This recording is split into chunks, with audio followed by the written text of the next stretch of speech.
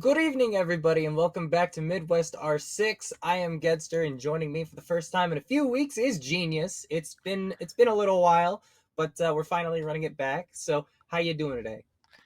Not bad. The nights are approaching faster, and I am not ready for it. Daylight savings hit, and I am just trying to make it through the week as best as I can. Hey, But we'll make it it's through. We're near Midwest the R6 end. Thursday, so we have reason to celebrate.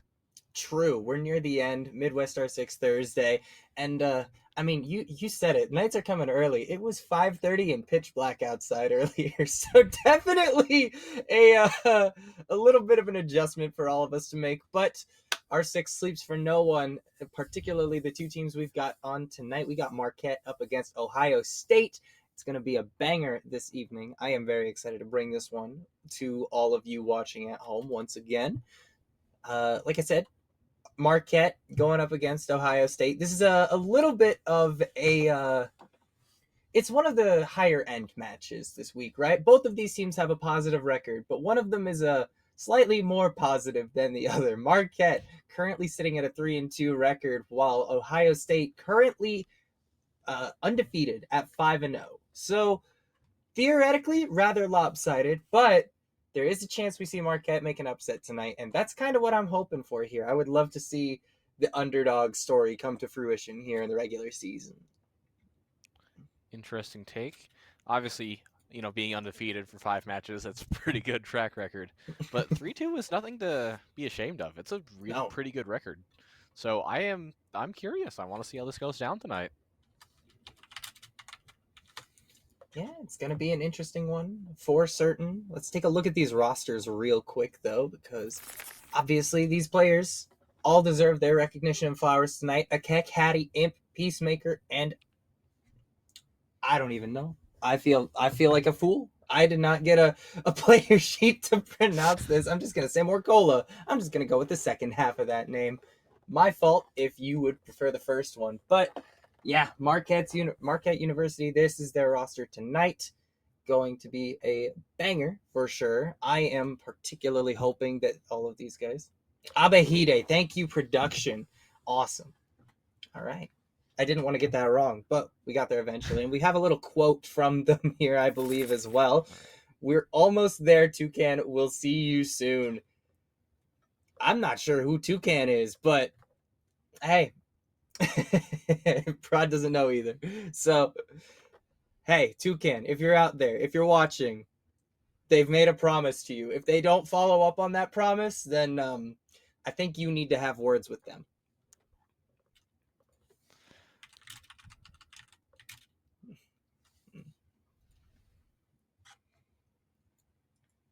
Right. Moving on here to Ohio University. We've got our second roster of the night to look at. Squeezy, Dupless, Wee, Empanopoli, there we go, and Stitch, of course. And I mean, like I said earlier, these guys currently undefeated, 5-0.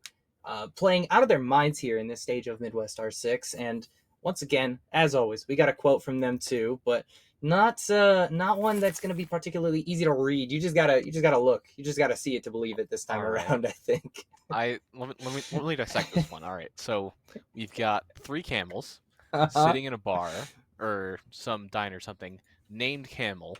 They are smoking camels, and they have a camel Mm-hmm. mug in front of them with a Mm-hmm. number of camel drawings on the wall. A Indeed. fascinating quote, I've got to say. Yeah. Definitely an interesting little thing to dissect here, but I mean, if you're feeling confident enough, you can go. You can say whatever you want when you're 5-0. I think this works as a quote from me. Thank you, Squeezy. At the end of the day, our map set tonight going to be a fairly interesting one. Three maps that are rather standard here: Chalet, Labs, and Clubhouse. Labs being the newest of these, but not super new at this point. Chalet and Clubhouse, though, being around for a very, very long time at this point in Rainbow Six Siege's history, going to be fairly standard stuff. I am very interested to see if we go to Clubhouse at all, how that one plays out, because if that's a map that gets through to the decider phase, then it's usually a barn burner. Interesting. I mean, obviously, some very default picks. I am happy to see Labs being picked so much. It really Mm-hmm. is a fun map to play on. I feel like people don't pick it as much, and seeing it done so many times with Midwest R6 really gives me some hope for maybe seeing it some more popular play here. Yeah, it's also kind of nostalgic for me because I think I've mentioned this on Midwest R6 broadcast before. So if you're tired of hearing me saying this, I apologize. But Labs was the newest map when I started playing Siege. So I'm definitely a lot newer to this game than most people who've been sticking around for a very long time. But I was learning Labs alongside everyone else while I was learning the game itself. So this one's kind of a nostalgic map pick for me. I love seeing Labs. It's one that I really appreciate watching, really appreciate playing, and I'm a big fan of it. So I'm excited that we get to see it guaranteed tonight for our second map, potentially our final map if one of these teams just starts running away with it. But we do have map statistics as well for you all tonight. So obviously, typically favored map pick selections here for the side of Marquette. I mean, Ohio hasn't played this chalet in the entire stage How? so far. I mean, having not played on a single specific map, no matter how much you practice it, it's never going to be the same as getting that actual experience. So never having Mm. played Chalet is going to be fascinating to see that match go on. Yeah, I think so. I The other big thing that I want to point out here is that if we do end up going to Clubhouse, the win percentage per round for Ohio is a little bit better. And by a little bit, I mean quite a bit better on Clubhouse than it is for Marquette. I do believe we are close to going in here, but another thing I want to point out before we do, that percentage on Nighthaven for round win rate is so close. So I am expecting that map to be incredible stuff. Both of these teams playing a lot of Nighthaven, and apparently both of them with a positive round win rate. So, I mean, they're both good at labs, but only one team can come out on top. But obviously, before we get there, we are going to be seeing Marquette playing on their very practiced chalet up against Ohio, who haven't played it yet. But I feel like a lot of teams have a chalet available to play. If you're floating that map, it means you have a plan, you have a strategy, you've done some scrims there. So don't count them out just because they haven't played it on stage yet.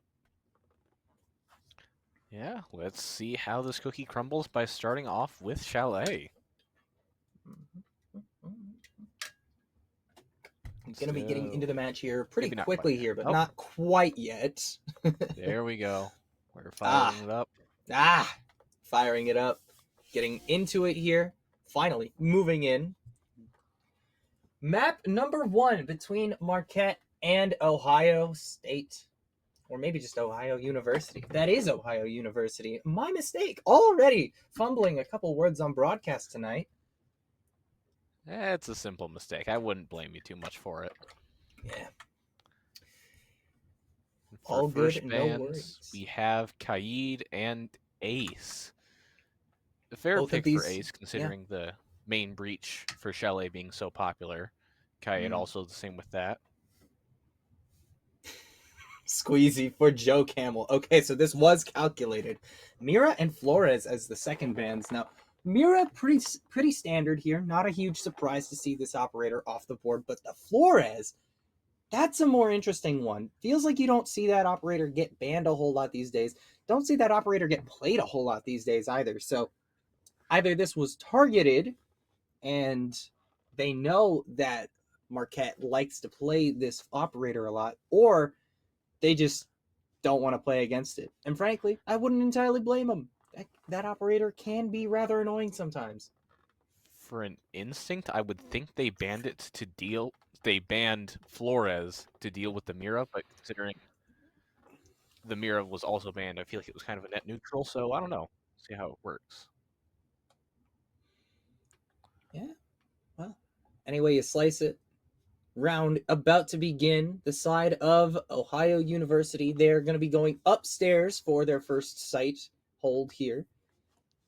I am interested to see how this particular composition will play out here. A very, very drastic shift from what Marquette was initially showing off. We are seeing a couple of shields come out here We've with got a both very the deep Blackbeard roam going and on. oh yeah, a lot of roaming happening here. That's that Fenrir is still not particularly close to the site, as far as I can tell. But the shields are walking in the basement, just clearing out this space, ensuring that the basement lurk is not going to be particularly effective here. But I think they have an idea that no one is really here, and they should be able to Um, clear out this Fenrir mine in just a moment. But a couple they players do on this first know floor. Yeah. they do have a location though, which does mean that they are able to kind of pincer that in there. The Monty just being able to move forward here very strong by just being able to take that space completely unopposed. Unopposed for now, but more players moving in with him. I believe that gridlock walking in directly behind. And now putting a little bit of pressure here onto the Fenrir. They have, I We've got believe, two multiple on the Monty, gunners. both watching the door. Oh Can we my get a god! cross? Good shot Nasty there. pick from Dupless. Yeah, Dupless hitting a beautiful shot there, and that's an early man advantage, but Dupless having taken a little bit of damage as well. Interesting. Where is. Okay. So the Blackbeard hanging outside of the window currently, having taken a little bit of damage, tossing in a couple of grenades. But in the meantime, downstairs, oh no, there goes the Blackbeard. Your Monty's also taken a pretty significant chunk of damage at this point. Still dueling against this Fenrir in the kitchen. Will eventually get that pick, but it took a really long time to take that Fenrir out of the equation. Only a minute remaining in the round. It's a 3 versus 4. OU still at an advantage. Monty has taken a few Oh, strong. Oh, oh my god, 2 kills. SMG 11 in hand. Doesn't matter how difficult that weapon is to use because sometimes you just hit every necessary shot. That is 3 consecutive picks. SMG 11 in hand of the mute. Doesn't matter at all. They don't even make just it to the second floor. Nobody sets foot in the building on that top floor as OU take a dominant first round. you just can't you can't really underestimate the fire rate of the SMG-11. The recoil is tough, but man, if you can get that down and at least like 50% right around the head, you are just going to be getting all the kills left and right that you ever need. Yeah, gorgeous. Just gorgeous stuff coming out from the side of OU on that defense. Moving down into a completely different area in the basement. Not a shock to see that we're going down here. Not a shock to see a couple of wall denial operators as well. I mean, the Bandit, the Mute, and that Tubra all coming out. Maybe the Mute not even necessary to stall out that wall. No jammer needed when you have 2 batteries, but looks like they are going to put one down anyway, just to ensure that it is more difficult for those drones to go through that hole and get any information. But I mean, there is so much emphasis being put on that particular area of the map, the stairs leading up into the lobby, the door, the outside garage door, all of it looking extremely fortified. And I'm really hoping that they don't just tunnel vision into this one area of the map, because I've seen teams get stabbed in the back, quite literally, by the attackers going through the other side of the basement. Now, while they do have the package for a hard breach, the only true wall denial that they have is the twitch. And because they have mute, obviously, going to be very hard to reliably take care of those jammers and get the wall open. So I am curious to see how they figure out a way to get around that. It's just going to be a matter of the angles that they take to get in here. And I mean, the top floor lurk is going to be so important for the side of Marquette to clear. You got to be able to find a way into this one safely and quickly. But both of those things are very difficult to achieve when you're playing up against a team as good as OU, who I will remind you all has not dropped a match in the entirety of this stage of Midwest R6 thus far, and are so far looking to take another series. But I might be saying that too soon. We are merely one round in. We shall see how this goes from here on out. But anyway, slice it. Dupless once again going to be on this Fenrir that we saw be so potent in the previous round. Fenrir holding space as Fenrir does, being a 2-speed, able to just move around, keep all that control right in the palm of his hand, and I'm curious to see where this goes. Twitch drone coming in from the second floor. Now know that Twitch is upstairs. Can they find an angle is the question. Dupless appears to be in a very difficult position, caught between a rock and several hard places, as a matter of fact, but still finds a pick through the hatch before getting taken out of the equation by a Keck. But there is the trade that comes through this mute from Empanopoly, already on 4 kills. We're 2 rounds in, not even a round and a half, really, and it has been lights out performance from this mute. Not to discredit anybody else, though. Everyone is firing on all cylinders right now for OU, especially those who are lurking away from sight. But eventually, Squeezy gets downed. Stitch able to find a pick onto Abadihe. They are Probably down to said that 20 wrong. seconds. Going to be remarkably hard to be able to find a push. A great pick. Absolutely phenomenal. Oh my goodness. It's a good pick, but 10 seconds remaining in the round, and you're still not on the site here. 2 players left alive for the side of Marquette. And just make it 1. They are not going to be able to get in on that one. And did they both die to the same firebolt? Oh, They did. No. They nicked the top No. of the hatch. Firebolt fell right where it wasn't supposed to, and would you look at that? The fire is right under my feet. That's such a tragic way to lose out on the round. Oh, you hate to see it. You truly do. And it looks if you're like gonna we go might out, go out on your own terms. Indeed. And it looks like we may have a slight complication with the round here.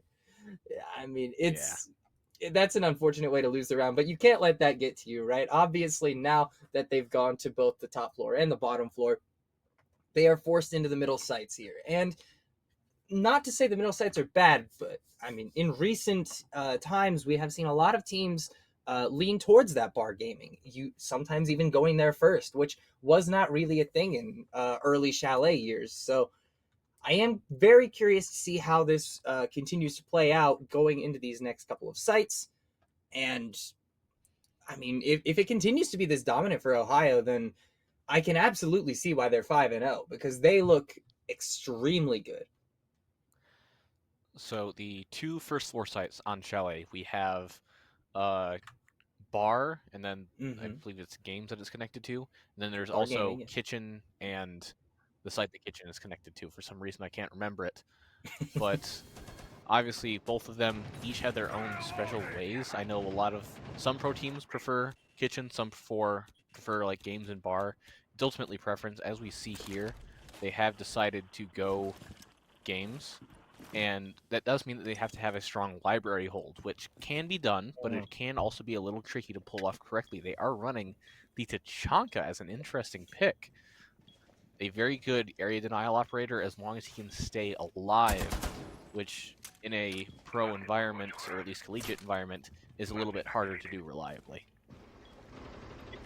If you can make this operator work, he will bring you immense value. So, absolutely can see why they have brought this on along.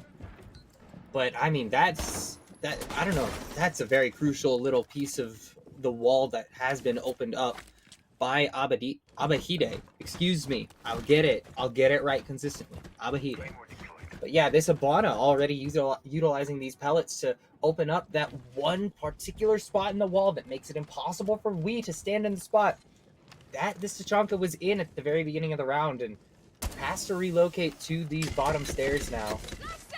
Execute appears to be coming through here. The Ying throwing in the Candelas, but gets shut down on the vault in.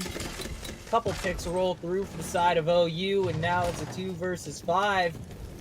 But Akak able to get one back onto Squeezy. Blackbeard Needing to be inside. able to get this position. What a neat. I mean, these shots are just nutty from Hempanopoly. SMG 11. I mean, it's all been kills with this one gun so far, and I mean, do you really need anything else when you're putting up numbers like this?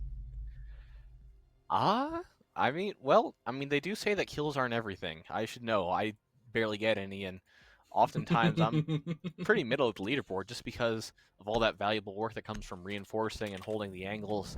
But hey, you get a kill that takes a person off the board, and they go for the mute ban, which, yeah, that's fair. Yeah. And also a Yeah. Blackbeard ban, which, yes, also fair. Blackbeard, probably one of the strongest operators in the game. Mute's also one of the strongest, but also I would say far more balanced than Blackbeard. But good bands, I would say. Good picks. Yeah, I don't disagree with either of these. Normally, I think mute is kind of just like an okay ban, but sometimes you just need to try and take the wind out of a player's sails if they're playing particularly well on a given operator. So I don't hate it. I think the problem that you now face is that you're up against Empanopoly on this Goyo, another operator with a very potent SMG, also with a great gadget. So, I mean, getting rid of mute, that's great. You still have to deal with the fact that wall denial is a possibility with Bandit on the board. So, not going to be an easy round for the side of Marquette. So, I'm hoping to see him take a couple. They are breaking open the hatch upstairs, which is interesting because they're defending that site. And obviously, you know, you need an escape route, but to do it right above the place where you're trying to defend, that seems a little risky to me. Can be, but I trust the process, honestly. They seem to be playing well there thus far, and early damage onto the Monty, but not enough to get the elimination. So, a cheeky little spawn peek, not quite enough to get it all done yet, but this second floor defense still holding strong thus far. Ooh. And I was incorrect in my assumption earlier. The Goyo will not be using that SMG, rather will be popping the TCSG. Slug shotgun, obviously one of the more favored defender guns in the current patch. Obviously, with a lot of ACOGs getting removed from the defender side, it is nice to be able to still have a couple of those on the team. A lot of damage taken by a Keck from a Vulcan canister there as well. So, very interesting to see how they're going to be able to push forward from this point after having taken a lot of damage already. Oh, and losing out on your blitz. It is a 1-for-1 trade, though. This Fenrir consistently playing in this room and consistently able to get at least one pick before going down.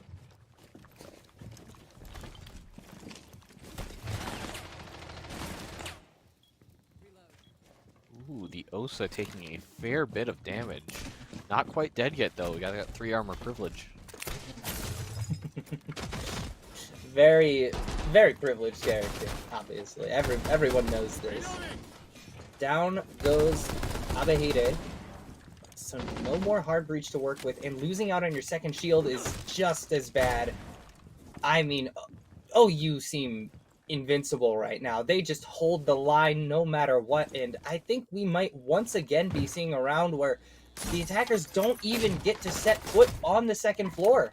It's just been utter dominance from the side of OU thus far, and I mean, they are strong. PCSV is going absolutely trigger happy right now, not giving them an ounce of space to work with. I like the placement of this shield from Imp on the Osa, but not able to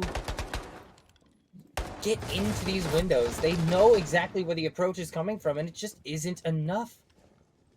They seem to be aware of Hattie's position as well here in West Main. Eventually, that was egregious. You saw Stitch out of the corner of your eye, and you just didn't turn. And eventually the round ends once again with Squeezy finding the final pick. It's just dominance right now from the side of Ohio University. Of Hattie's position as well here. I hesitate to call it bloodbath, but yeah.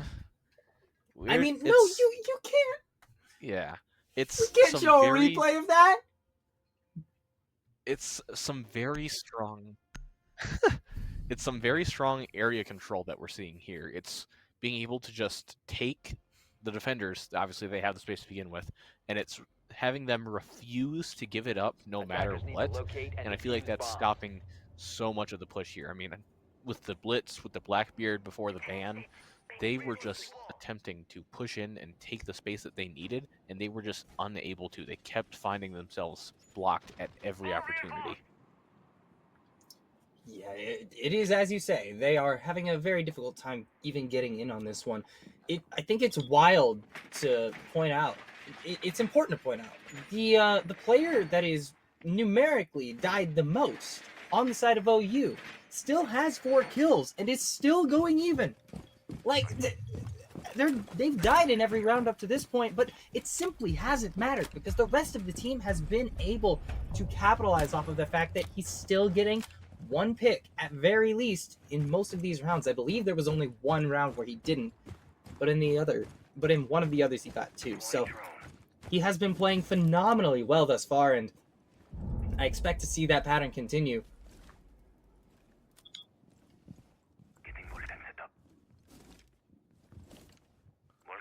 Traditional roam thing we're seeing here. Got one posted up on the second floor mezzanine, the Bandit and Tuvarel holding the main wall. We do have a Thermsure combo going on. If they are able to get to that main breach, we'd like to see it happen, but we are waiting with bated breath to see. Holding in kitchen right now, in dining room. They obviously very typical vertical approach here, but we are in. Well, let's just see how it happens. Mark this as the 5th straight round that Dupless's Fenrir is playing in the kitchen. I believe it's been all 5 at this point. Maybe there was one where he wasn't here, but I mean, if there's anything I'm learning, it's that Dupless loves this particular battleground, this particular approach to Chalet. And I mean, if it ain't broke, don't fix it, Dupless! Finding another early pick, this time onto the Grim of Hattie. And that is such a bad operator to be losing out on this early. You do well and truly hate to see it.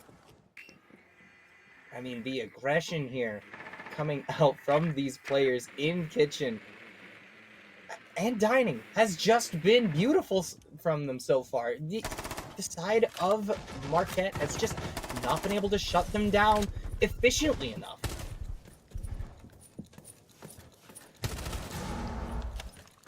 I mean, they say if it ain't broke, don't fix it, and play what you know. So obviously, this Fenrir ain't fixing what's broke, and they are sitting here in dining and kitchen, just holding the space that they need to, and holding it phenomenally well. They are just refusing to give it up, and Monopoly goes down, but Stitch does get the trade onto Peacemaker. And Monopoly's first death of the entire map, by the way, but it doesn't seem like it's going to matter very much. A 2 versus 4 for the side of Marquette. They do find another one onto Dupless, though. They finally have cleared out this kitchen dining area, but that's not the site they're playing. 30 seconds remaining in the round, and you still need to make it all the way downstairs. Abehide will not make it anywhere close, and Squeezy will find the 5th pick of the round. It's a slaughter thus far. I know defense has a natural advantage, but we are seeing OU squeeze every ounce of it that they can get from this. It is just some phenomenal playing that we are seeing here, being able to just hold ground and isolate and flank. This is all just textbook stuff, and it is phenomenal to see it happen here, right in our own league. I mean, it's gorgeous gameplay. Like, you can't put it any other way. Oh, you are playing gorgeous Rainbow Six Siege, textbook Rainbow Six Siege right now. They are going to be headed back, I believe, to Bar Gaming. Same site we saw in round 3, and, I mean, it worked real well for him last time, so I don't expect anything will change this time around.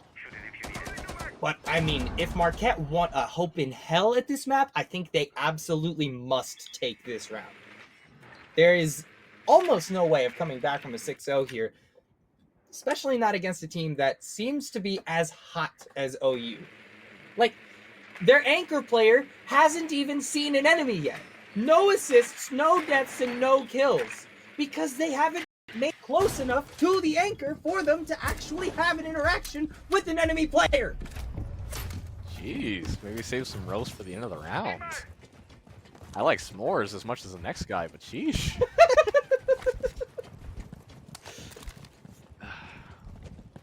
We are seeing, what I would say is a rush.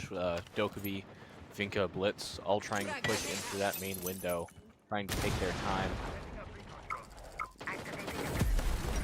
Everything is going off, everyone's moving in. Okay. Let's see something happen. Yeah, something has definitely happened. A couple of picks coming out from Dupless. But eventually, it is down to 1 versus 2. This is the closest round we've seen so far in this match. And Imp on this Lion has a chance to 1v2. DMR in hand, but definitely not easy. You're going up against 2 players who have both only died 1 time at this point in the map. So, a risky, very dangerous play to have to attack into either of these guys, much less both. Tries to find an angle through the hatch here, but can't seem to find either of them. Attempting to drone out into a different location just to try and get any semblance of an idea of where these two might be playing, but just not giving him an inch to work with. Mudroom and Barstock are going to be where these last 2 players are located, but even just getting in on this is going to be difficult. You know, 1 player is back here. At least does end up finding the pick on Emphanopoly. 1 versus 1 for the last round of the first half here. Stitch on this Wamai has such a massive health advantage and will be able to hit the headshot, converting this into a 6-0 flawless half. I mean, this was disastrous for Marquette. The rush strategy, it was working. They did get some pretty good trades. They had the space, but they just weren't able to capitalize with the information that they had past that rush point, and you're just trying to work with what you've got. Yeah, it's rough. It's real rough out here right now, but Flores and Kaid are going to get banned out here. Did Flores get, like, secretly buffed while I wasn't paying attention? He's been banned twice in both halves here. What happened to Flores? What's the secret sauce that I don't understand right now? All I would have to think about is, like, clearing out balconies and stuff. Maybe by some sheer hope driving it in through the balcony door and clearing out the bandit batteries. I don't really know. Anyway, maybe I'm missing something. Maybe. It's a distinct possibility. But anyway, slice it. It looks like we are going to be starting on Bar Gaming in this half and potentially ending the map in Bar Gaming if Marquette doesn't wake up. Need to locate and defuse frankly, it doesn't look like a lot of their players are at the wheel right now. There hasn't even needed to be a like diffuser to go down in order for OU to take a round here. It's just been flawless attacking rounds, and I mean, everyone on the side of Marquette has died in every single round, and there just has not been enough picks in return to really make a relevant stand. Interesting choice going for the first floor site first, but Marquette is rocking the season's new Denari. Already all set up, which is obviously interesting to see with Denari, the operator that really needs that time. So let's see how this works out for them. I want to see how the new guy fits. I do love seeing a good new operator played in environments like this. It means you're willing to experiment, you're willing to play it out, and who knows, maybe the really good round win rate that we saw from Marquette comes from the defense off the back of this Denari. So throwing in this brand new operator here in the most recent operation update, high stakes, going to be an interesting factor to see if it ends up being what pushes Marquette over the line here in round number 7, excuse me. One holding library, one holding mez, just being able to hold that space above site. Obviously with the two that are currently there, they're not going to let that go very easily. So the question is, how are they going to be able to push into that to take that control above site?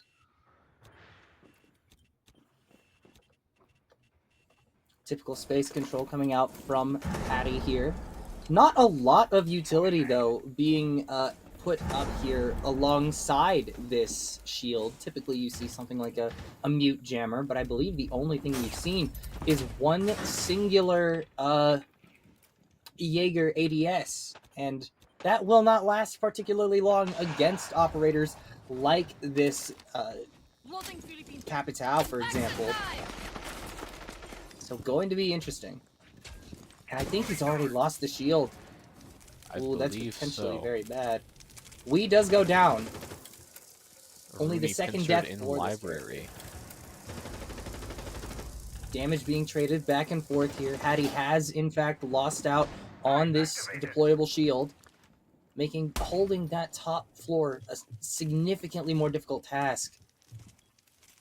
But there is still hope for the side of Marquette. They do manage to find the first 2 kills of the round here before eventually Imp does get traded out. With that DMR out of the equation, the firepower for the side of Marquette becomes a whole lot more fragile. I mean, these players, not all of them are hurting. In fact, it's just Natty, but with one more going down here, 3 versus 2, Marquette on the verge of being able to take their first round on Chalet and keep themselves alive, but Squeezy does not want to let that happen. It's still a 2 versus 2. They have the diffuser in hand. 15 seconds remaining. They need to get moving pretty quickly here. Dupless has spotted out this player on the stairs. Not able to get the pick, though, onto this Jaeger. But eventually, they will finally get over the line, and Marquette take the first round here on their defensive half. And they're going to need to string a lot more of those together if they want to take this map all the way to overtime.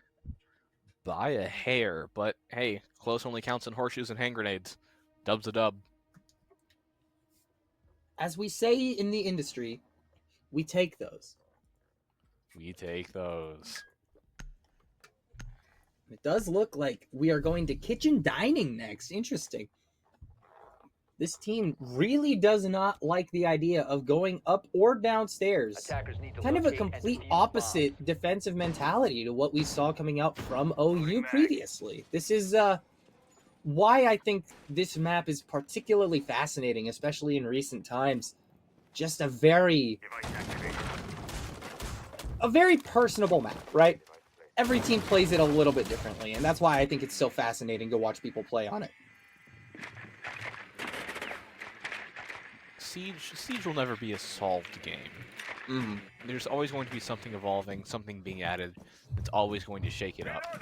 And obviously, just because of some of the customizability of it, we're not always going to see the same thing, like teams picking the first floor sites first. It's an interesting strategy.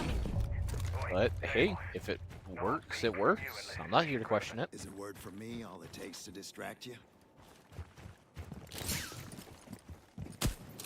Going in once again, we are seeing, for the first time in this map, the Deimos has been selected here by Dupless. Currently 9 and 7, fragging out of his mind, but I mean, putting him on an operator like this Deimos is going to be so crucial. I mean, this character so good at just being able to shut down anybody who's trying to lurk, anybody who's trying to play in a particularly difficult position to crack. Being able to feed that information to your teammates of where exactly someone is, always helpful, always useful. We do see OU taking whatever second and fourth space they can currently get. Wall going to get tricked. Oh, Beautiful stuff. Through the floor, though. They might not be able to keep it, though. Yep, players down below. The Nitro Cell not able to pick up a pick there. But valiant stuff so far from Abahide on this Bandit. Just to be able to keep that wall closed. And, I mean, despite the fact that they're not defending upstairs, they're doing a great job of playing from this position and ensuring that this wall just does not get opened. Damage through, though, as Squeezy puts a little bit more down on here, but eventually this bottom floor wall should end up being opened. That's as the Bandit's not there to trick it. Charge. Bandit's not there to trick it, but Bandit is above just to be able to put pressure on this wall. Hearing the distant sounds of the castle being shot. And eventually, I mean, Peacemaker downstairs on the site, trying to fight off anyone he can, but Hattie once again getting the opening pick here. No more Nomad. A couple air jabs could still be done. Push into sight. Oh, trades going off. Some very important trades. 30 seconds left in the round. We have to see if they're going to be able to execute this properly. Yeah, they've taken a really long time just to be able to get in on this one, but eventually Stitch able to find Hattie as well. So 3 versus 3. And we on this Thermite very, very low on HP at this point. 14 seconds remaining and they still aren't on. Eventually does get knocked down. We had the diffuser in hand and surely this should be a Marquette round victory at this point, but with Abahide going down, 2 more duels need to be won or this plant needs to go down and it won't. Stitch gets shut down. And once again, Marquette keeping themselves alive with a great defensive round win.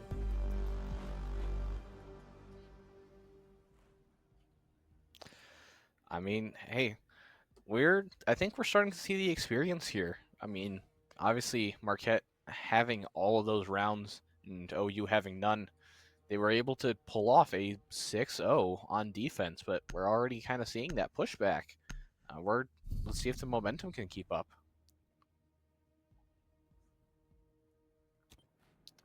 It's been crazy stuff on this. 10-7, absolutely going off.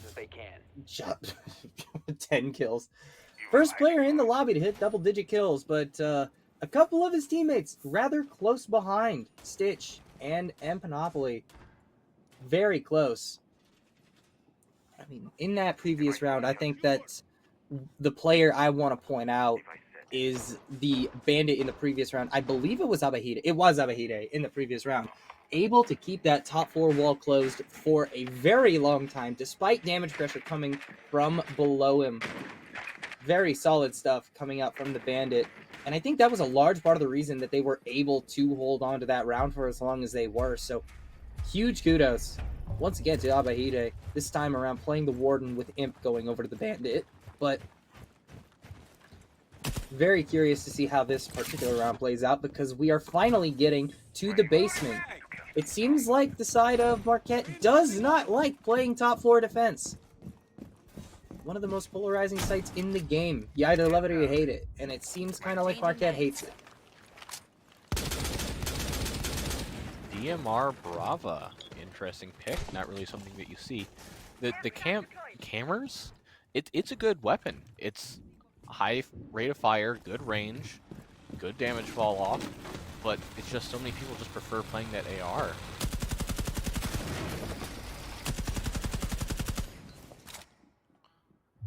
And a whole lot of pressure coming out. Top floor already being cleared by the side of OU, and I think bringing along that Ram is always going to be such a powerful operator.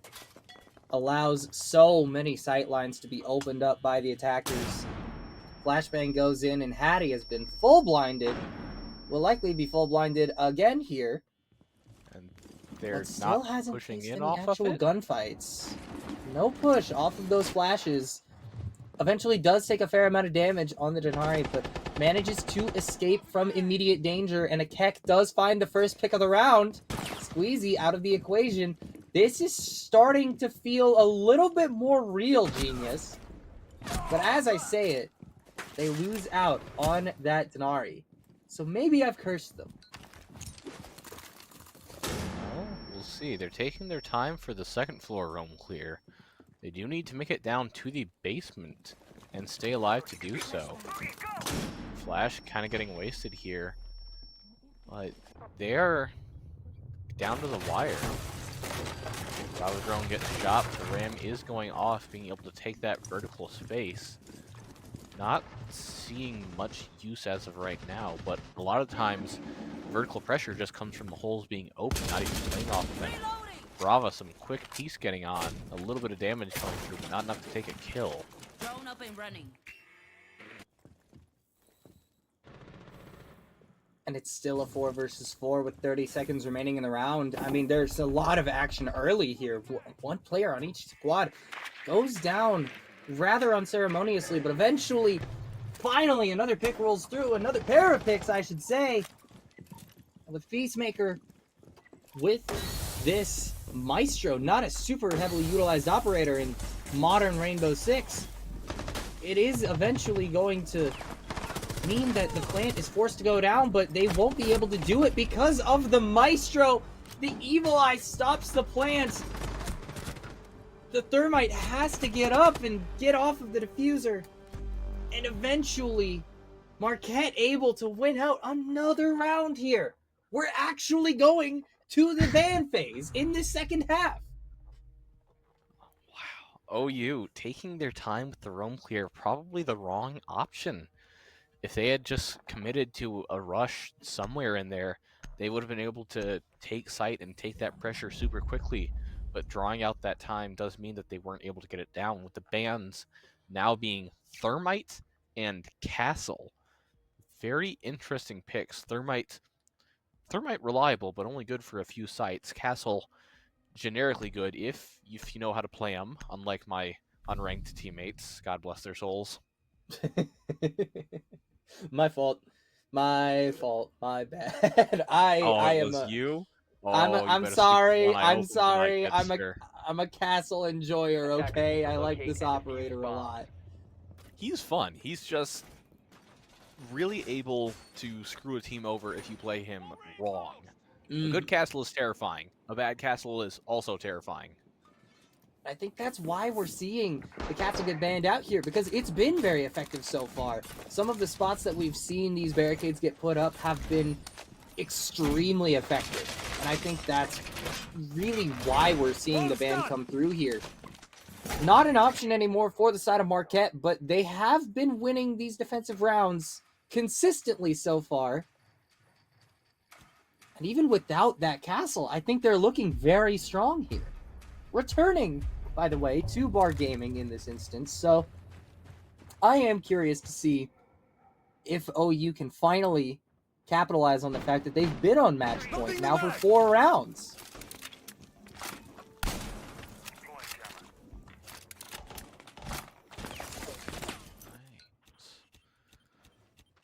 Denari set up on top floor again. Another player pincered in that corner in library with the Capitao, able to flush them out, but the Aruni stopping part of that. We'll see how that is able to play through. Mute Jammer deployable on the stairs, a very textbook tactic, but hey, it works, it works.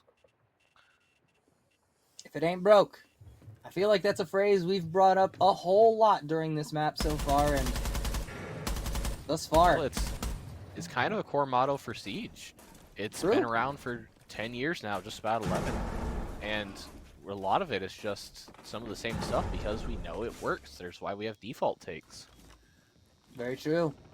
Abehide, by the way, going down amidst all of this, but not quite dead yet. But Stitch, not so fortunate, will be out of the equation for the remainder of the round. Not going to hit 10 kills in this round and might not have the opportunity at all as another pick comes through onto Marquette. This time it's Hattie, but Abehide does get picked up.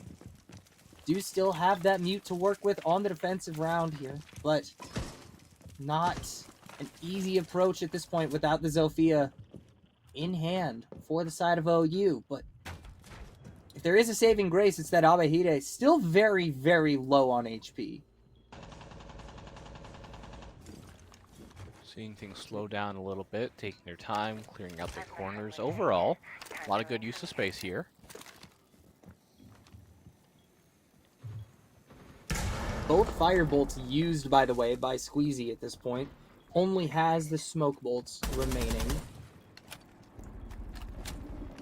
Knows also that the Denari will make it difficult to approach, and a Keck goes down. Kill feed not looking amazing for the side of Marquette. This could be the round the map ends, but with 40 seconds remaining, I mean, Ohio, they've got to get moving pretty quickly here. And Dupless is very low on HP, as is Squeezy, but not low to the point where you're still alive, unfortunately. Alternatively, side of OU. you could get moving right into the DMR's, line of fire. The waiting arms of the DMR. 15 seconds now remaining, and everybody in the lobby extremely low on HP. OU, though, not looking great. 2 players remaining, and they're both 1 HP. I don't even think they're approaching right now. They are, but we will fall, and eventually so will Dupless, and Marquette somehow dragging out another round win here on Chalet Defense. This is some beautiful stuff here. I mean, I don't know if you can chalk this up to just the muscle memory of playing in the matches here. We are on timeout, so feel free to take a little bit of a breather. But part of this, I think, it could just be the adrenaline, being able to just sharpen those senses and absolutely lock in. And we're seeing it happen. A Keck going in all chat, complaining about his death. Get good, little buddy.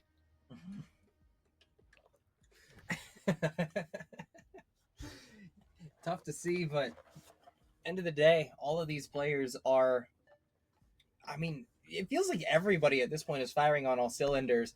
The only player in the lobby to not currently have a pick is We.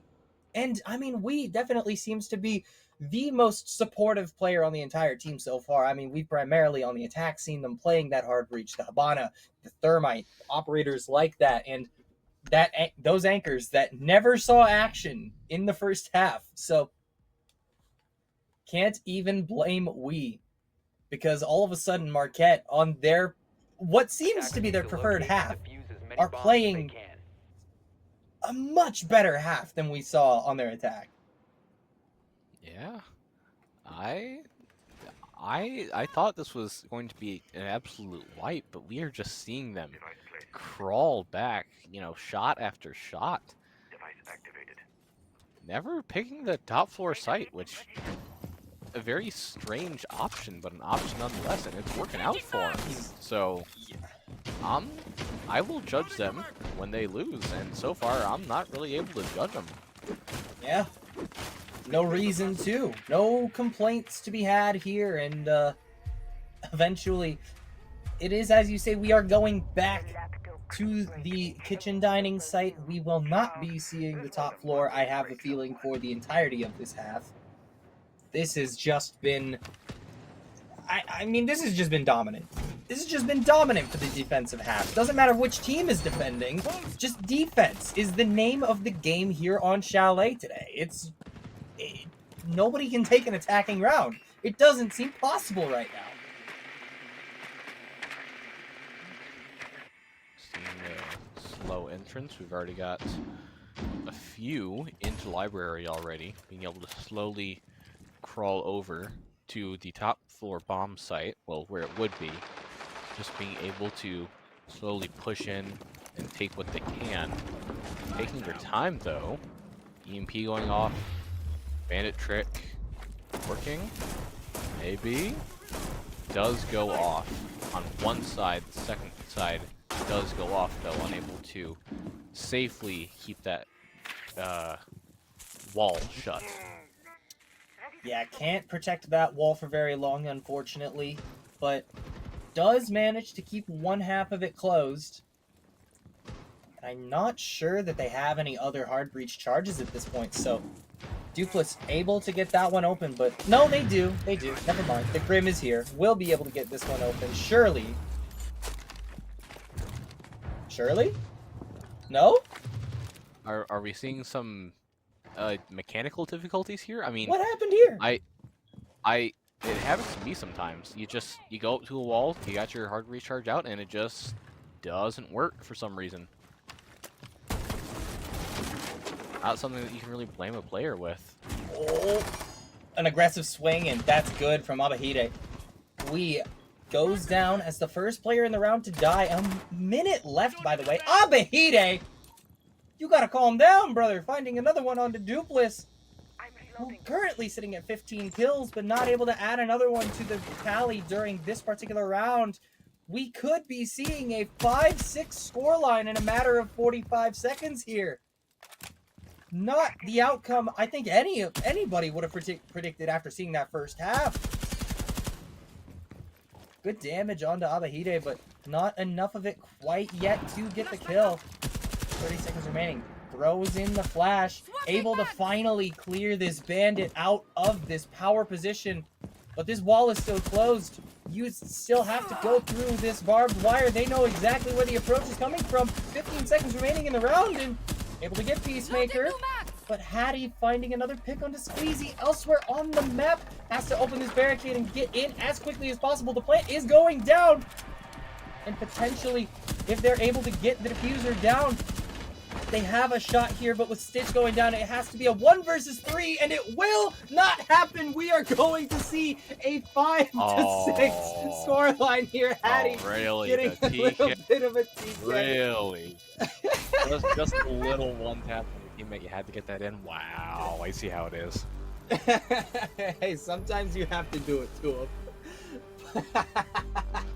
But a 5th consecutive defensive round win for Marquette here, and I mean, this just feels like a tale of neither of these teams being able to get anything going on attack.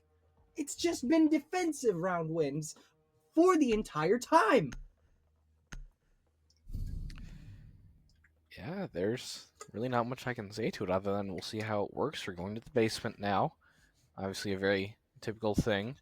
Ram, Twitch, Dokkaebi for the roam clear. Very normal stuff. Maestro, Mute, Denari, Bandit again. We'll see how it works. Maybe they go for a more direct hit this time. Maybe they don't try and go for clearing both floors first, because as we saw, that lack of time went and kind of bit him in the back. Reloading. I do Denari love seeing setups. the Denari setups. It's interesting to see where you can place them, where you decide to use the Glaive 12, and just what kind of little network you can set up. I'm a fan. I'm a big fan of this operator, man. I'm so happy that we're seeing teams actually opting to run him. It is a very, very exciting operator to see in the game, for sure. But I am curious to see if this Brava is able to throw a wrench into the works here for the side of Marquette. Feels like we've been seeing a lot of these operators kind of repeatedly at this point. Stitch on the Brava we've seen. Empanopoly on the Nomad, that's the name of the operator. We've seen Squeezy on the Dokkaebi. We've seen all of these operators have been in play for quite a while at this point, and I'm curious to see if we see any adaptation potentially going into overtime, assuming we need it, of course. But at this rate, it kind of looks like we might end up needing it. We're seeing here Bravo's use because, as if you none of you were aware, she gets 3 hacks per drone. Not like a lot of you would know, since it just seems like they keep getting shot by your teammates. But no, we're seeing all of those hacks being used phenomenally here, being able to just convert those devices, and at the very least turn them off for your team, but at best being able to use them against the opponents. A Keck does go down to Squeezy. Being able to Squeezy slowly managing. push that in. A first pick coming through for Ohio University. At long last, it feels like they have a little bit of life here, but I mean, it's definitely not over and done quite yet. Damage going into the foot of Hattie, but not able to get the complete kill. That health still above 0, so Hattie still has a lifeline. Limb damage, Minute of course, 10. being smaller than normal body shots and, of course, headshots. Indeed. So, just slowly being able to just preserve as much as you can for the time. Can you imagine the version of Rainbow Six? Seeing a lot of purple play go off. The dining room player absolutely refusing to give up. Holding a whole lot of position here, but the wall has been opened at this point. It's just a matter of getting in and potentially getting this diffuser down, and with Squeezy finding another pick on Abahide. That's big. Empanopoli finally goes down, but that is the first sign of life for the side of Marquette in this round. 27 seconds remaining, and Squeezy getting shut down here. Eventually, the diffuser will start to get planted, and we will eventually get it down. It's still going to be this 3 versus 4, make it 2 versus 4. OU may have finally awoken and made this comeback truly fake. The wall's open, the swing out from Wee, the first kill of the entire map for the Hibana. And it might be one of the most important of the entire map. Imp has 22 seconds and will not be able to convert it. The fake comeback comes through. And just like that. Wait, no. Yeah, no, I was right. Yeah. Never mind. I'm crazy. That was a fake frighteningly comeback. Close match, obviously. Now everyone's going to be able to stop for a moment, take a breather, get back to their team, recuperate a little bit, talk over what happened, because, man, this is going to be a match to look over and study for sure. This is some interesting stuff we've got going on here. Interesting is definitely one of the many words I would use to describe that chalet, which we will be looking at a couple highlights for before we send us to a quick break. So stick around, map 2 coming right up.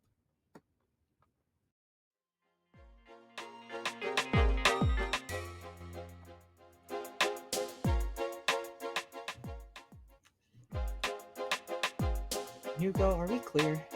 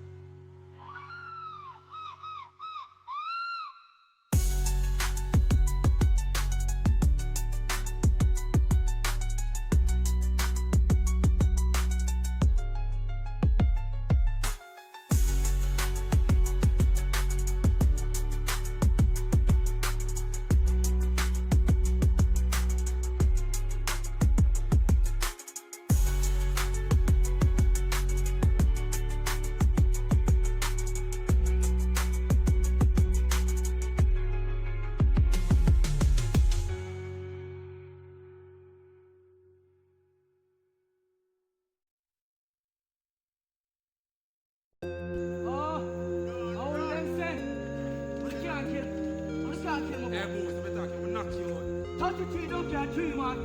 Lose it up. I don't want you to know them upcoming new artists. Go to watch out. What do watch out? Them stink like my money. By the way, I don't want you no nice. I only want you in the river.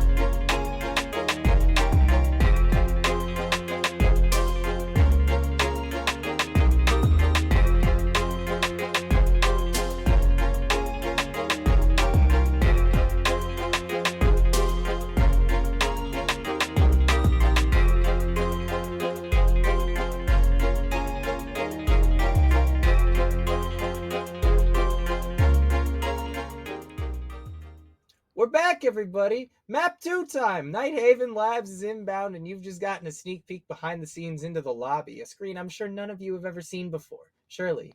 Never. Well, we are back here for game 2 after a very interesting game 1.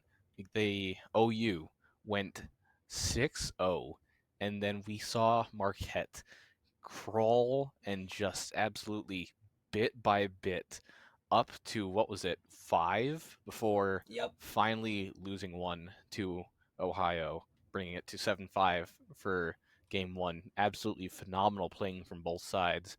But now we are on to game 2, this time on Night Haven Labs. Very interesting map.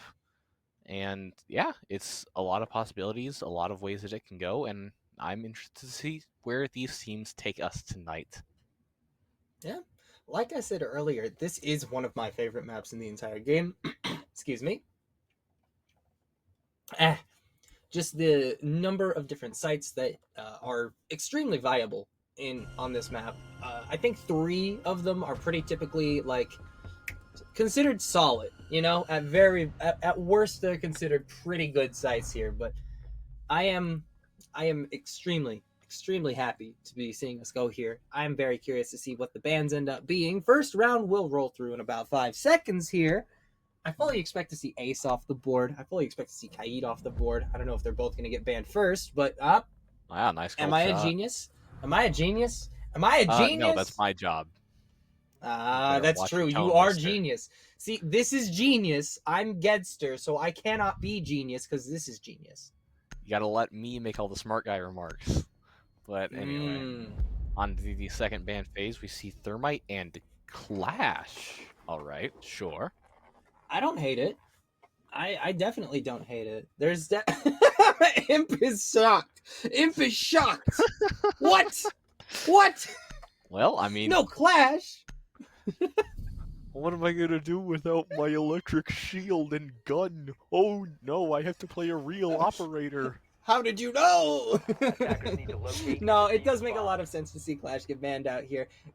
She is quite good on several of the points here on this map. And I mean, it's as Squeezy says, every single scrim for OU has had a clash on the defensive side here, and they just don't want to have to deal with it. So makes a lot of sense that we're seeing this operator get banned out rather early. What I'm a little bit surprised about is the fact that despite the Kaid ban showing that OU simply do not want to deal with that operator, you know, one of the best in the game right now, they do not also ban out that bandit.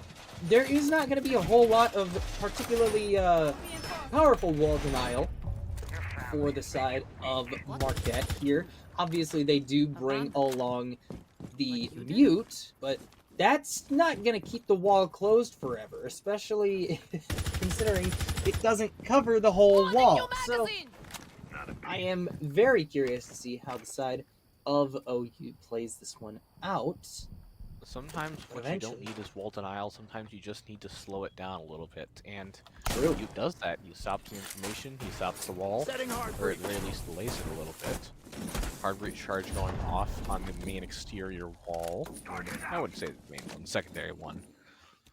Slowly pushing in, taking their time, clearing out the roam. The castle barricades, as I mentioned, they're good for clearing out space, but they can also be used to completely partition off the attackers. What is this mute doing exactly? Yeah, that's what I'm wondering right now. Are you just looking to stand up here, or is there like a secret mute jammer spot that I don't know about? Anyway, you slice it. Doesn't look like we're gonna get to see it very clearly here. Empanopoly looking to put a little bit of pressure into that connector room. E-box, rather, I should say. Very curious to see if they're able to clear this one out, because if they are, then this is potentially a one round right there on the dot. Looks like Hattie has backed off just a little bit here, just putting a lot of these track stingers to rest, shotgun in hand. They should know that he's on a very close angle here. Hattie swings pretty aggressively and is punished by Empanopoly. Weapon in hand. But eventually this Gridlock droning out, just looking to get a little bit more information here. Minute left in the round, and it's still a 4 versus 5. OU at a slight advantage, and this feels very familiar. They've had a lot of rounds with a man advantage on the previous map, and they will continue to capitalize on that, but a very nice shot from Imp, taking Dupless out of the picture. Imp with another, making that 2 for the side of Marquette. And I mean, that's a solid clapback. 1 versus 1 now. Imp I blinked and like 4 people just died. Yeah, they vanished in like no time at all. It's just the Flores going up against this Denari. No diffuser in hand, by the way, for Stitch, and that might have ended up mattering a lot. Eventually, they do take that first round on defense. Scorpion, originally only restricted to Ella, now given to Ella and Denari, and we're seeing that fire rate of the SMG very much come in handy here. Siege, of course, with one-shot headshot game, being able to just absolutely just rain on your opponent's head as best you can, and ideally, as we see, get that kill there. It's great for creating a lot of pressure. Can you imagine the alternate universe where Siege is not a one-shot headshot game? That would be a very, very different video game. Oh yeah, I played Apex for a few years. It's been a hot minute. Not competitively, not by any means. But just having the headshots just be additional damage rather than complete death or being knocked down, it absolutely changes stuff, because it's much more, can you create a series of sustained fire rather than can you hold those pixel angles and just hope someone walks into it. It's a very different experience overall. Oh yeah. I played Apex myself for quite a long time there. Not, just like you, not having played that in a hot minute. I do not enjoy Apex the way I used to. Much more of a Siege guy these days. Also still on Overwatch, which also does not just have a one-shot headshot for everything. Can you imagine? A game like that, doing one-shot headshot, and just Tracer just has to look at your head and Oh. you're dead. Well, I mean, we already basically have that with some of the with SMG-11, as we saw last match. That's true. That's true. Fire rate being able to point in the general direction, and assuming you hit something, congratulations, that's a kill. Very true. But getting back into it here, fairly similar composition coming out here from OU. Still seeing that Deimos, still seeing that Maverick, but this time in the hands of a different player, as Squeezy has taken over soft breach duty, playing the Ram. Not a bad operator, not a surprising operator to see on this map either. Squeezy finding the first pick of the map round, I should say, as well. The Keck on this castle going down, but those barricades still going to be in the way. Still going to be a thorn in the side of these OU players. Squeezy barely staying alive with that 3 armor privilege. Looks good. And eventually, they should be able to hunt down Hattie on this Oryx here. Another operator that we don't get to see a whole lot, but fascinatingly, we do see... Yeah, I mean, he does get picked here, and I kind of think that's why we see a couple of these hatches open, just to see if there's a potential for anybody to hop up, but Empanopoly will be the next to fall in the round. Squeezy, excuse me. Abahide able to find that one. Now 4 versus 3, once again advantage for Marquette. And so far they're looking quite good on this map, just to be able to recover after a brutal loss on Chalet. They don't look like it's phased them very much at all. It does look like we have a little bit of a disconnect here, unfortunately, for the side of Ohio University. We out of the server. We may end up having to pause for a little bit just to get them back in, but for now, the round will go on. 30 seconds remaining. 4 versus 2. Stitch and Dupless. I would say this round we're seeing a weakness with Deimos, because Deimos and his death mark tracker require the opponents to be scanned, which means if you don't drone properly and you aren't able to ping those gadgets, then you aren't able to get that tracking. It just means that, well, you don't know where the opponents are, and you get slammed into a wall. Just how it goes sometimes. Not sure why we got that particular perspective of that kill, but 2-0 will be the score. It looks like we are going to have to pause for a little bit just so we can get Weeb back in the server. You hate to see such an impactful player disconnect, though. It is truly a tragedy. Hopefully we can get him back in here pretty quick. But it does look like after those first 2 rounds, we are going to be seeing Marquette go to storage and control room. What are your thoughts on that one, Genius? I need to know what you think about this particular first floor site. Not a fan of it. Not a fan. Too much easy access for vertical. Too close to the outside. Literally, you have a window that can be seen from outside the site. It's too small, too cramped, too easy access to everything. I don't like it. Do you think that we might be seeing something like a castle come out from Marquette? Obviously, they're not showing it right now, but one of those operators that allows for sight lines to be cut, potentially. But, I mean, it doesn't look like they were going with it there, but decent operator for that site in particular. I wouldn't be shocked to see it, but I don't know. I gotta say, I was playing some Siege earlier, and oh, hey, we got Wee back. That's good. The legend. I was playing some Siege earlier today, and my connection was just abysmal. I was lagging out, crazy packet loss. I mean, like, I could barely drone half the times I spawned in. It was awful. I don't know. Maybe that's what we're seeing right now. I am very curious to see how they defend this particular round here. It does seem like a lot of emphasis is going to be on that second floor, with Peacemaker already going upstairs on this Goyo, putting down a couple of Vulcans, just ensuring that it will be slightly more difficult for the side of OU to play this vertical site here. And I mean, interestingly, we are already seeing the side of OEU swapping away from operators like the Ram, like the Buck, not going to be putting a whole lot of emphasis on that vertical play, on those vertical sight lines. Just going What to be... are they going to be trying for? Is this mostly going to be just like a horizontal take? It's gotta be. This is a weird setup. I gotta see how this works. Now I'm I gotta interested. know. I must know. I have to know. There's also no dedicated hard breach, so getting a large hole open in this wall, definitely going to be not a huge option here, as we does end up simply opening it with one of the can openers. Fairly standard stuff at this point. I mean, your primary hard breach operators at this point are Hibana and Maverick, and Hibana doesn't open a huge hole in walls, and Maverick is... It takes a really long time to do that, so... Sometimes you're better off just using those can openers to put a little bit of pressure into the garage there, and I don't imagine you're going to be jumping through that hole very much anyway.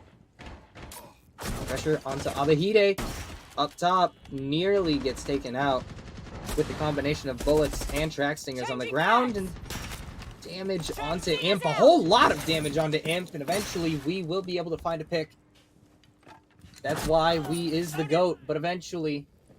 Abahide finding another into E-box. No more gridlock to speak of. Oh, does get shut down. Some interesting trades going on, but really not much momentum. I mean, yeah, they're clearing out the top floor, but they aren't really playing off of it too much. Dokubi call goes off, but we're just kind of seeing them take their time, check their angles, and not do all too much. Loading the mag! Denari on the stairs, retreating back to site. Retreating very to quickly the here. basement. Mhm. Interesting. Getting far, far away at this point. Maybe trying to rotate into a completely different spot. But a Keck also on the top floor here, so Marquette very spread out right now. Minute left in the round. Oh, what a flank. Oh, what a flank. Doesn't get the kill! Has revealed the position. Not going to be easy for the Legion to get out of this one alive, but Doesn't need to. has to. I mean, doesn't need No. to, but you would love to see this player manage to escape. Does get out, but they All should that have a pretty Legion good needs to idea of do where is he's going at waste this point. time. But unfortunately now, with two of their teammates going down, it's going to be really hard. Diffuser being planted right now on site. 1v3. I don't know. We'll see. Can they isolate these picks? Ooh. Air jab revealing the position. Now everyone knows where a tech is. Oh. Second air jab right into the Deimos pistol. Yep, I mean, the moment that second air jab gets hit, it's just over. That connects, and suddenly the Deimos knows where you are. The everybody else on the team knows where you are, and it's 2-1. So already we're seeing a closer game than what we saw on at this point, I should say, in Chalet. 2-1 here for Marquette as it stands. I mean, you were saying that all the Legion needed to do was stall for time, but doesn't stall for enough. And eventually just gets caught out rotating back into a 1 versus 3 retake. It's just not enough. Third round bans do come through. It is going to be the Azami and the Deimos off the board. And second floor will be our next battleground. Not a shock to see this once again. It is most teams' preferred site. Attackers need to locate and defuse as many bombs as they can. Just a very reliable site. Some very interesting changes here. Back on the castle, but now we've got Fenrir, Mira, obviously a very strong choice. Interesting that she wasn't banned. I feel like we keep seeing that happen on this site for one reason or another, and they're finally breaking her out. The secret weapon has been activated. We have Mira now. I hesitate to call her a No need secret to- weapon. Everyone kind of knows she's... Listen, let me push my narrative, okay? But yeah, these Black Mirrors, always so impactful. And this map should be no different. going into this one, Imp already playing particularly well on this map. 5 kills in the opening rounds. Going into the 4th round here. Now access to one of Siege's historically most powerful operators, both gun-wise and gadget-wise. I will say the bans of the hard breachers for the first and second bans are really slowing down whatever takes they can have for this top site, just by making those breach holes smaller and forcing them to pick the different operators that aren't as consistent with that. And it's really just showing how time is such a valuable place in Siege. An early down onto Wii. That might have been fall damage, like actually, unfortunately. But does get picked up, so the recovery is in. A small gunfight there as well, but nobody ending up taking any damage from it. This is such a risky position to be playing at. If You are looking you straight into that Mira. Yup. You've got to have some sort of death wish. Yeah, you are an extremely brave player if you're willing to do that. And it looks like Abehide and Dupless have traded for the first interaction of the map. So, 4 versus 4. No follow-up on either of those kills, because they each followed up on their aggressor. So, minute 13 remaining, and now things get a little bit dicier, especially with Peacemaker going down here. Should get confirmed as well. Stitch will manage to find the rest of that HP. Nowhere for the castle to escape to, because he was playing on the opposite side of a barricade from the rest of his teammates. And now a 3 versus 3, as they've also lost out on the gridlock. OU. The DMR on Sentry really added this season, I believe. Really showing its strength here as just a very fast, reliable weapon that can output a lot of damage, either close up or at range. Indeed. It is Striker, not Sentry. I confuse them. They both start Don't with worry. softball. They do. Don't worry. I understand how it is. Hattie does get the right into a shotgun. Yeah, an unfortunate position to find yourself in, but we now in a similar position here.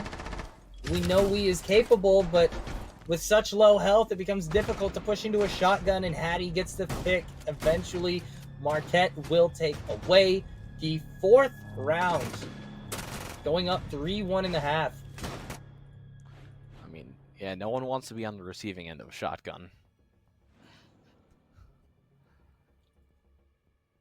A pause here for the side of OU, just to take a step back, relax a little bit, talk about what's going wrong, because frankly, things are going wrong right now. I mean, we saw a dominant half from them that eventually led to a 7-5 win on the first map here, and despite the fact that they've taken a round in this first half, which they weren't able to do until much later the last time they were on an attacking half, this still feels very heavily in the favor of Marquette. So, difficult thing to have to deal with right now for the side of Ohio. Going basement, very reliable option, I have to say. Going for a pretty roam-heavy strat, which I would say is a correct move here. Basement on Night Haven itself is already pretty big, and it has a lot of ways to be able to move vertically, move around, flank. Going for this strat with roamers, probably the right call here. Attackers need to locate and defuse bombs. Back down to the basement, go Marquette. I mean, once again, we're seeing this unconventional Oryx pick here.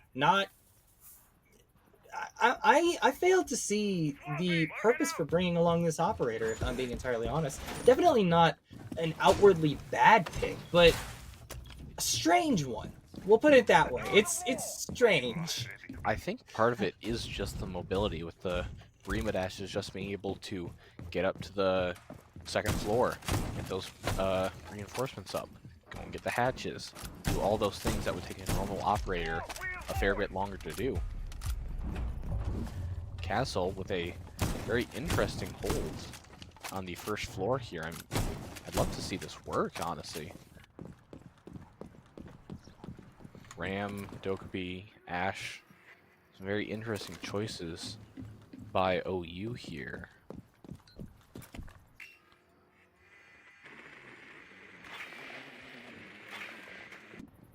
We are seeing a top floor hold here, and we're also seeing a bit of a top floor push. Seeing some pressure in a few different areas. Nothing exactly being acted upon quite yet, but that can change at any moment.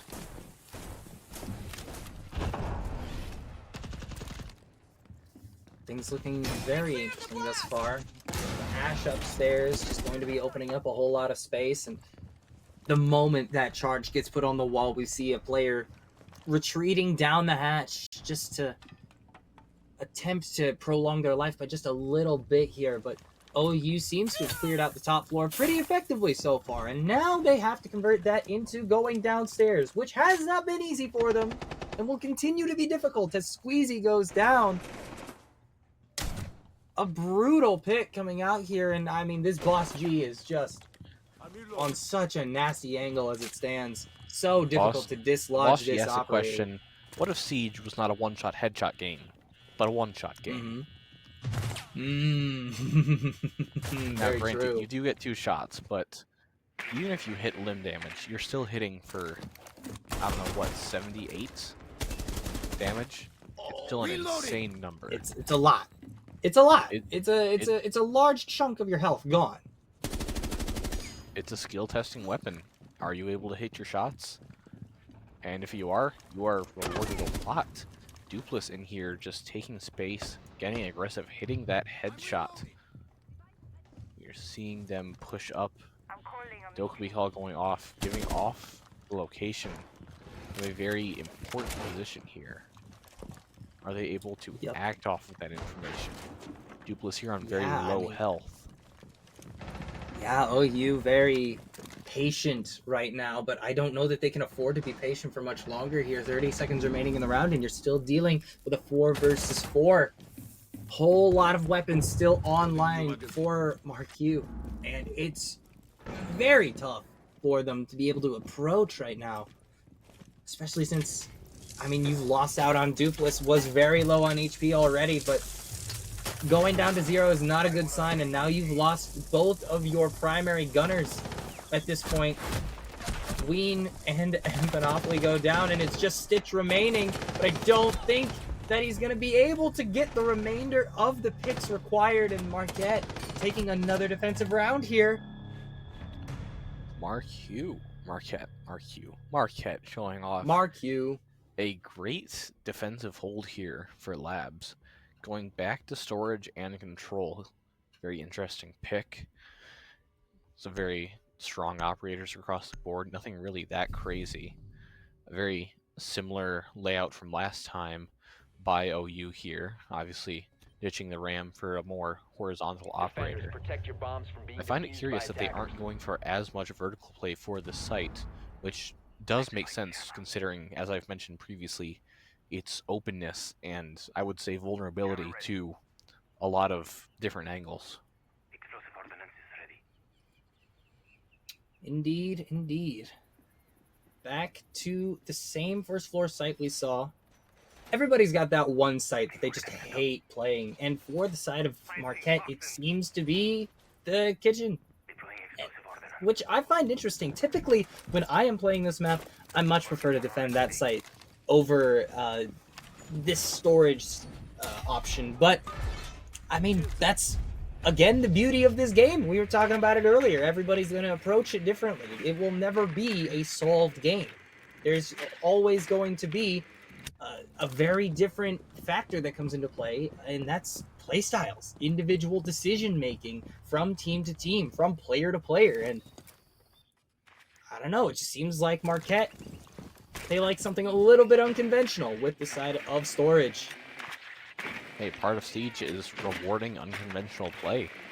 If you are able to pick a site that no one likes, or pick an operator that no one uses and master it, then you have a wide opening of a skill ceiling, a skill floor that just offers you a lot of availability for upward movement.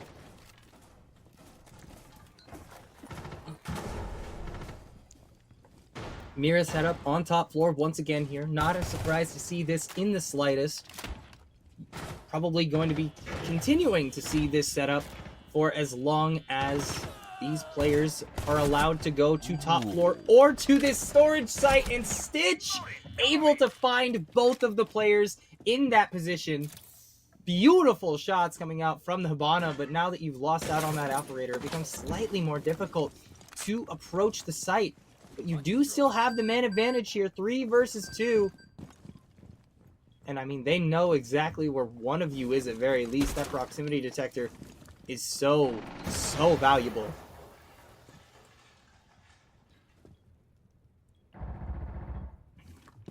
Losing out on Dupless though. Sophia down. Out of the equation. 2 versus 2, and most of the major fraggers of the map are off the board. It's going to come down to some of these lower key members of these squads to close out this round number 6. Final round of the first half. OU looking to make this 4-2. Make it very, very much in reach for them to take it all the way to a win. And they will do exactly that off the back of a double kill coming out from the gridlock. 4-2 first half here.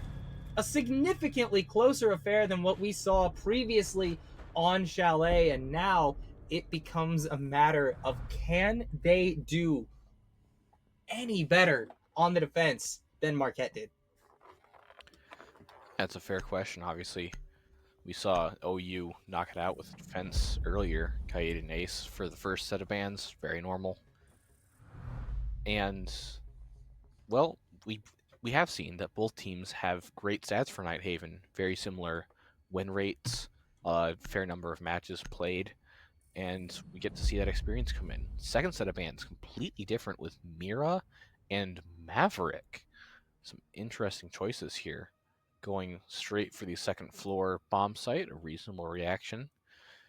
We are seeing Flores now being used, that he isn't banned, and yeah, alright. We'll see how this works. Flores, he appears. Attackers need to locate and defuse bombs. Insane stuff. Finally seeing the operator out and about. Also, finally seeing the Thermite out and about, as the second ban for OU is Maverick. So, probably going to be relying a little bit more on the Bandit. We did not see any Bandit, despite him being on the board the whole time, come out from the side of Marquette. This time around, though, the story is a little bit different. Going to be seeing that operator in play.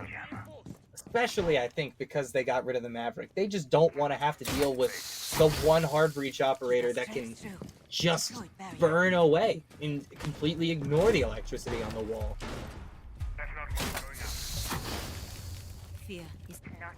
Another fairly standard pick. This is Azami playing at the very top of the garage here, setting up to keep the barricades just to ensure that the position is as difficult as possible for Marquette to clear out. Not going to be bringing along a Capital or anything like that, so we'll have to do it the old-fashioned way, walking a Keck on this Blackbeard up the stairs, but also has to be cautious of a couple of other operators, particularly Squeezy on this Valkyrie.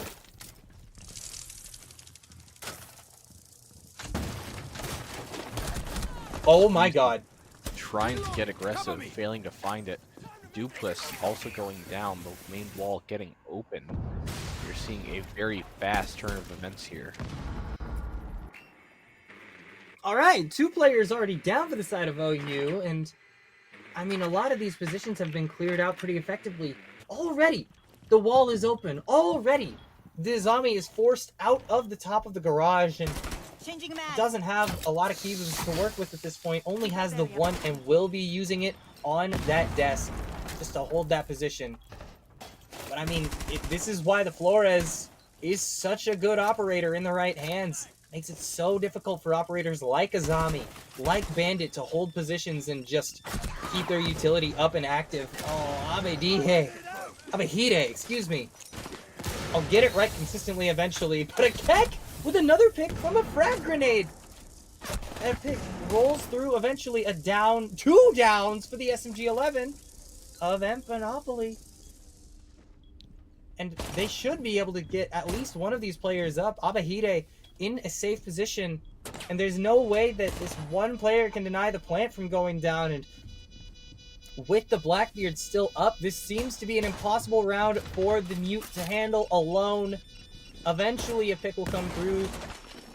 The Flores drones will flush him out of the safe position for the time being, but they aren't able to capitalize on it. It may not end up mattering. They can just wait for all eternity for this operator to die. No damage under the shield will be found. Akek will just stand here and wait for the flawless round to come through for the side of Marquette.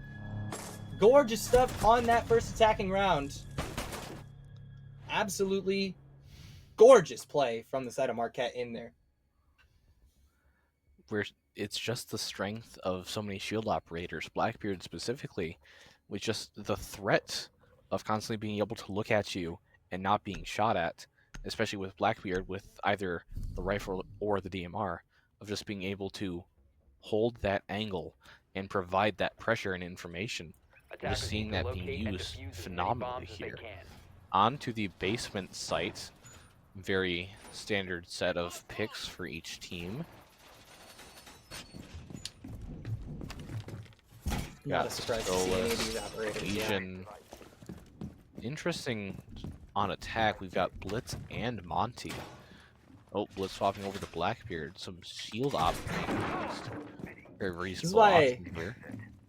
This is why I don't like talking about operator picks from the attack before the round has started, because there's always the chance that after seeing the defender set up, they end up deciding, no, what we decided on initially, not going to quite work out. Let's mix it up just a little bit going into this.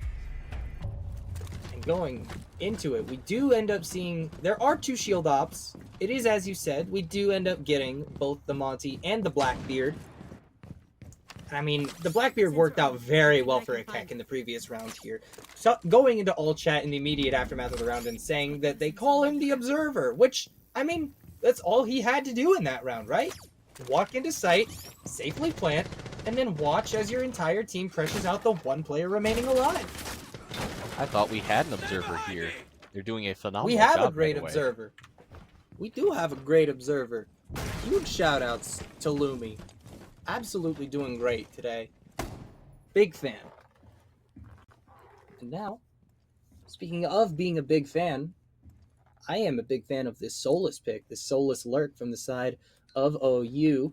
Squeezy, obviously a very sharp shooter on the previous map, only having put up 5 so far, but definitely has the potential to pop off at any given moment. And I mean, the amount of Solus we've seen recently has just been so mind-blowing ever since the recent changes. So very good to see this operator back in the spotlight. Just goes to show what a couple of number changes can do. It doesn't have to be a whole rework or overhaul. Just sometimes making something a little bit bigger, making something a little bit stronger, can just be what an operator needs sometimes. You see both teams here very much on opposite sides of the map. We do have a little bit of interaction here, but they are slowly coming into contact with each other, bit by little bit. Yeah, there's been so little interaction here, but we lurking on the Legion, putting down a little bit of damage onto the feet of a Keck. Potentially a large value chunk of damage as well. I mean, that C4 could have ended it right there. Made the round near impossible for the side of Marquette to get in and be able to find a concrete way to take the round, but a well-placed EMP will allow Abahide to get onto the site here. And now, bomb diffuser will be going down here. A lot of damage goes on to Peacemaker, but he sticks it, does end up getting the diffuser all the way down, and in the meantime, Marquette, they find more picks. It's 2 players remaining for OU. Make it 1, it's just we. A lot of impactful damage early in the round onto Keck, but it's not going to be enough as we I mean, forced into a 1v5 retake scenario, but you can't do it with 2 shields alive. And another flawless round for the side of Marquette. I hope stream saw that. We did. We did. Do not worry about that. Another flawless round. This is interesting work. We are 6-2 favoring Marquette. Another round, and that'll put us into game 3. Assuming they do win, which, if they keep this momentum up, they very well might.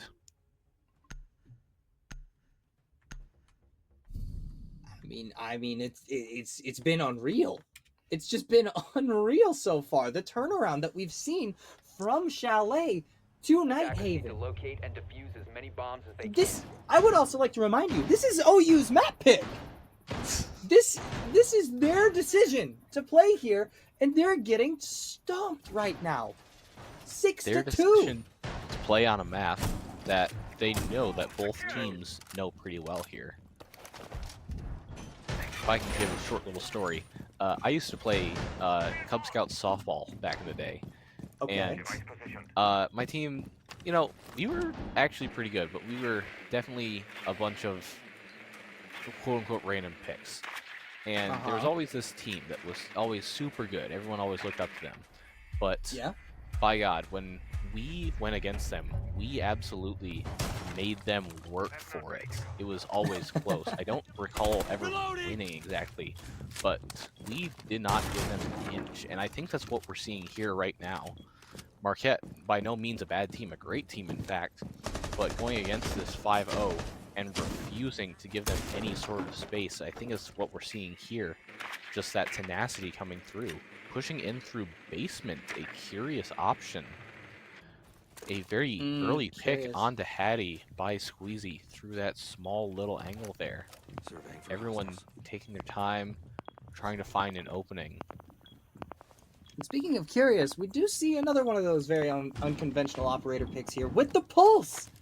Definitely not an operator that has held up particularly well in the later years of Siege, but this recent buff gaining access to this brand new pistol definitely proving to be effective right now as the shotgun opens sight lines otherwise previously inaccessible. But I mean, this just feels like the wrong angle of attack for Marquette. I'm not sure what the strategy here was. And oh no. Oh, you've got to be more careful than that, Peacemaker. That is such an unfortunate spot to go down in. Not even inside the building. No chance to use those Candelas.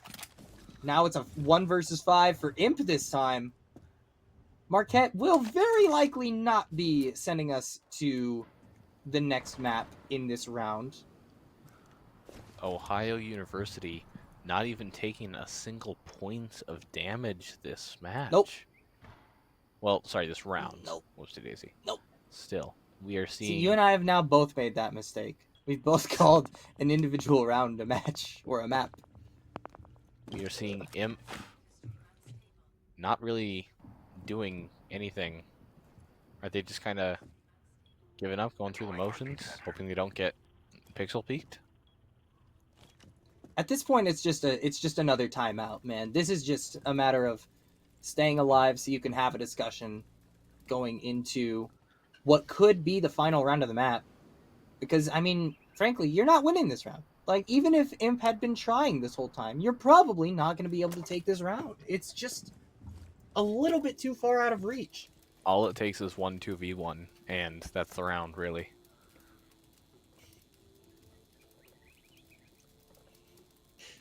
Producer whispering in my ears that we will absolutely be seeing a pulse ban on the board here, but I don't think that's going to happen. A flawless round here for the side of OU. We getting the final pick here. And potentially going into the final round of the game, we do have another ban phase here. And, I mean, this is another instance where I don't think we expected to get to the ban phase after how the last few rounds have looked. But, I mean, Marquette, they just aren't able to close it out in that round, getting picked from highly unconventional angles, we'll call them. And the bans will be Fenrir and Blackbeard. I am not at all shocked to see Blackbeard off the board, but Fenrir, I don't think we've seen that operator get picked at all so far. No, we've seen him a few times. I would On probably say, Chalet, well, sure, we have seen him picked a few times on this map, if my memory serves me right, but still, maybe Fenrir I'm going just crazy. Attackers need to locate a and very defuse generically bombs. strong operator, universally useful. Uh, Sometimes I would argue almost more of a comfort ban. Just, hey, people like to see what they're running into, you know? And Fenrir just being able to close off so many areas at once, give off that information, give that area, that zone of little protection that he's able to do constantly. He's a good operator. It's a reliable ban. Definitely a reliable ban. One that we see a lot in Modern Siege, but end of the day, there's a couple operators that I think maybe also could have come off the board here, but at the end of the day, I'm not mad at the ban. You know, it's definitely a consistent one. So, going into potentially the final round of the map here, if Marquette can close it out, I am curious to see if they're able to. Once again, they are bringing along a shield, this time a Keck on the Monty, not going to have the Blackbeard available, rather. And I mean, Peacemaker also adapting a little bit here, going over to the Flores, this operator that we have seen previously. This time, though, not going to need to clear out any Kiba barriers on that top balcony. No Azami on the board for the side of OU. Valkyrie holding storage again. Are they going to be able? Is Squeezy going to be able to learn from their previous mistake and perhaps not swing openly into the 2v1? Seems like Squeezy's already learned that lesson, as he will be playing in a completely different spot once that wall gets opened up, playing on the stairs in Warehouse right now. And eventually, with everything being opened here, Squeezy is in such a compromising position. Has to play so careful because the barricade at the top of the stairs has been opened, and they should be able to get the intel that the Valkyrie is playing in this spot. Stitch also not in a great position as it stands here, but Peacemaker out of the equation. And that's really not what you want to see if you're the side of Marquette. Losing out on the Flores. Kind of disastrous at this stage of the round.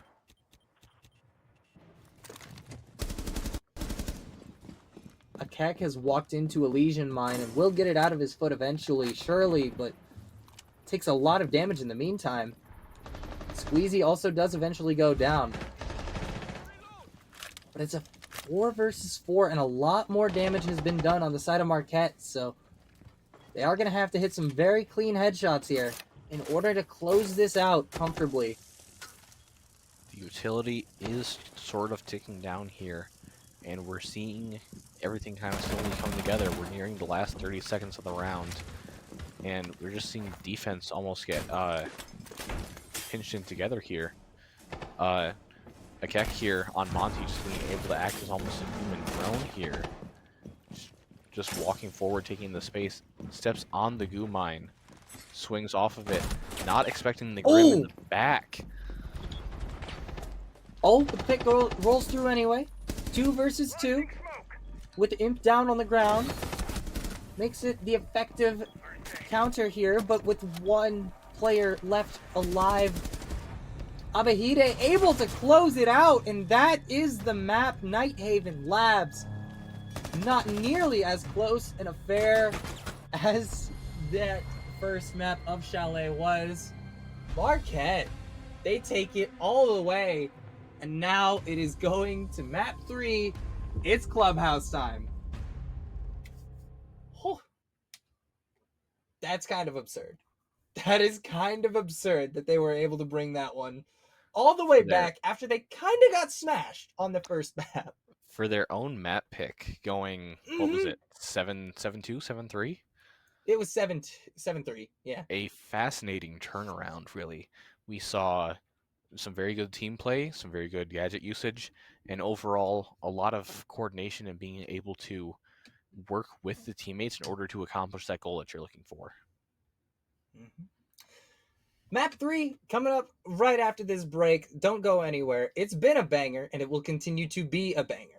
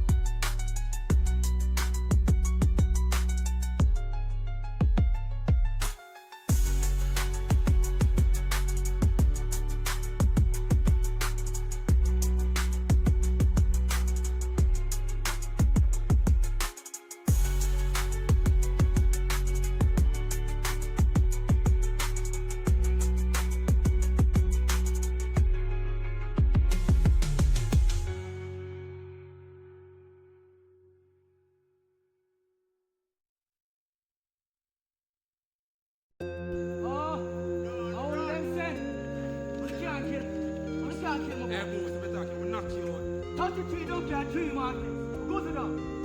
I don't want to hear none of them upcoming new artists. Go to watch out. What do watch out? Them stink like my money. By the way, I don't want to hear none of it. I only want to hear the river.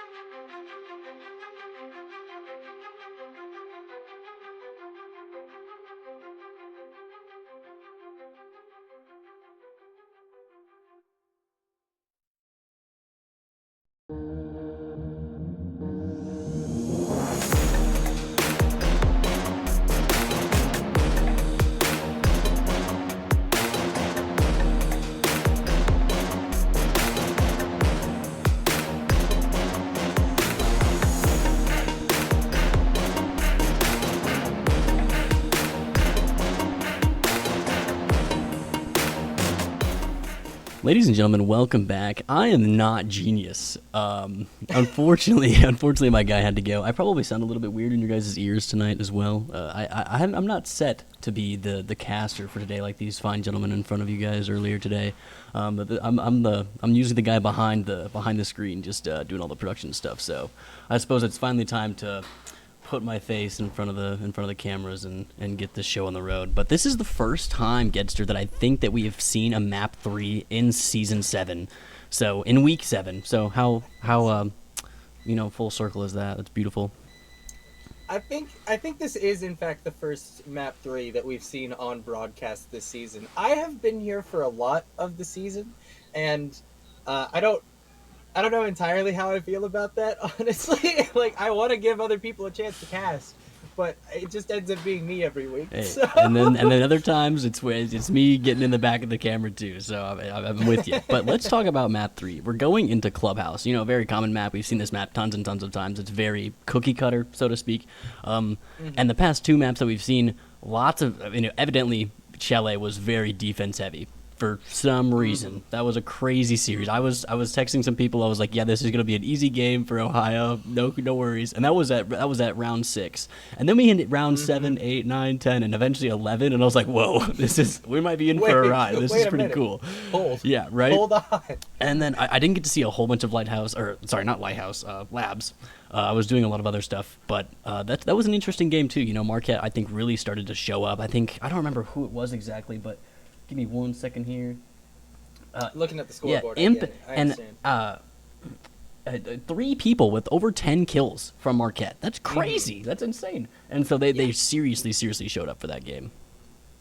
Yeah, absolutely. And I would like to remind everybody, I know I said this already, but I think it bears repeating. That was Ohio's map pick. Labs was supposed to be their comfortable map where they could take Marquette and absolutely mop the floor with them. That should have theoretically been where the series ended.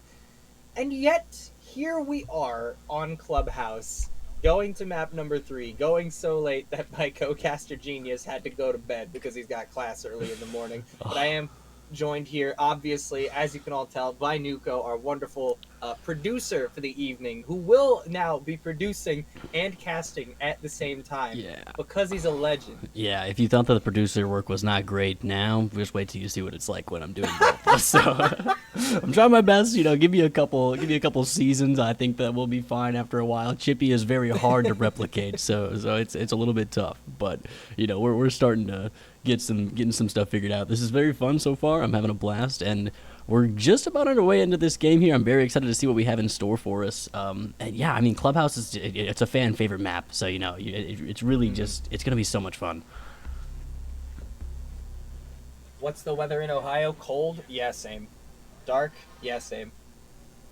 It's actually been raining a fair amount over here in good old Washington State, eastern Washington State specifically. Really? You might associate Washington with a lot of rain, but that's mostly the west side of the state. The Seattle area, all that jazz. But over here, not nearly as much rain. Right now, though, there's quite a bit. Thank you, early November. Yeah, we're getting some winter weather watches into the weekend, but first bands are going to be going for the hard breaches, and we're going to be seeing Cade and Maverick go out early, as well as Hibana and Azami. So another hard breach, as well as your walls, the stunt agent, so to speak. And we're underway into the first one. Going to be going into the second floor gym bedroom. Not a shock to see this as our first sight here, but the thing that I'm a little bit surprised about, when's the last time you saw Hibana banned before Ace? It's been a minute. Yeah, I'm gonna be honest. I don't use a lot of Hibana. 21 bullets in a magazine is kind of tough to work with, but that's just because I can't shoot for the heads. So that's just me. Listen, it just sounds to me like you need to shoot straighter, my friend. You need to hit your shots. I don't know what to tell Yeah, you. I'm kind of mid. I'm not gonna lie. That's why I stick to the production stuff. That's okay with me.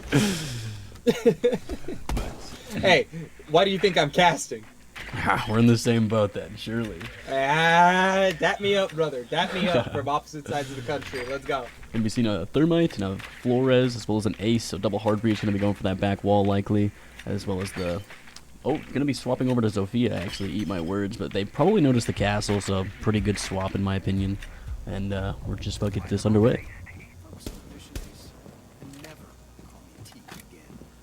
A solid start here, composition-wise, of course. Obviously, nobody has seen an enemy yet, so no damage to talk about quite yet. But compositionally, I think that, as you pointed out, the double hard breach, probably to get, every single possible wall open, but it will be difficult, considering Peacemaker on the Bandit will be very difficult to dislodge on that hallway wall, especially with a Keck on the castle.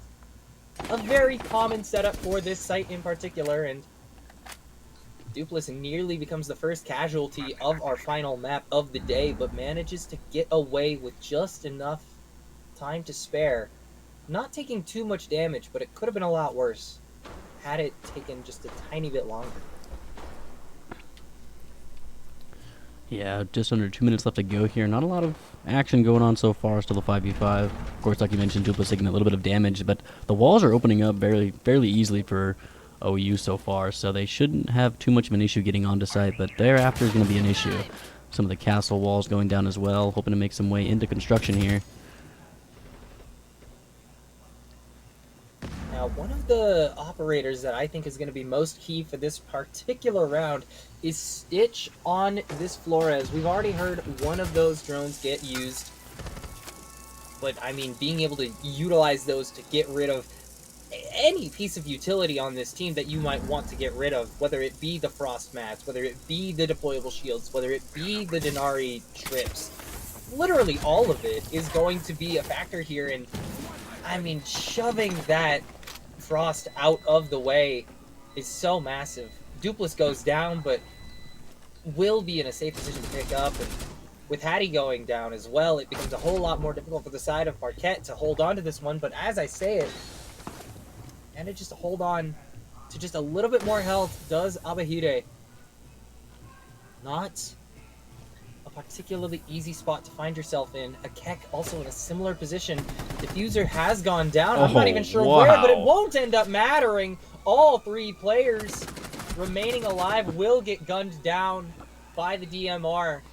And that's why that wall is so important to keep closed, and that's why there's so much effort put into opening it up. Yeah, gotta be honest, fantastic Zofia grenade. That was beautiful. I didn't even see how they died.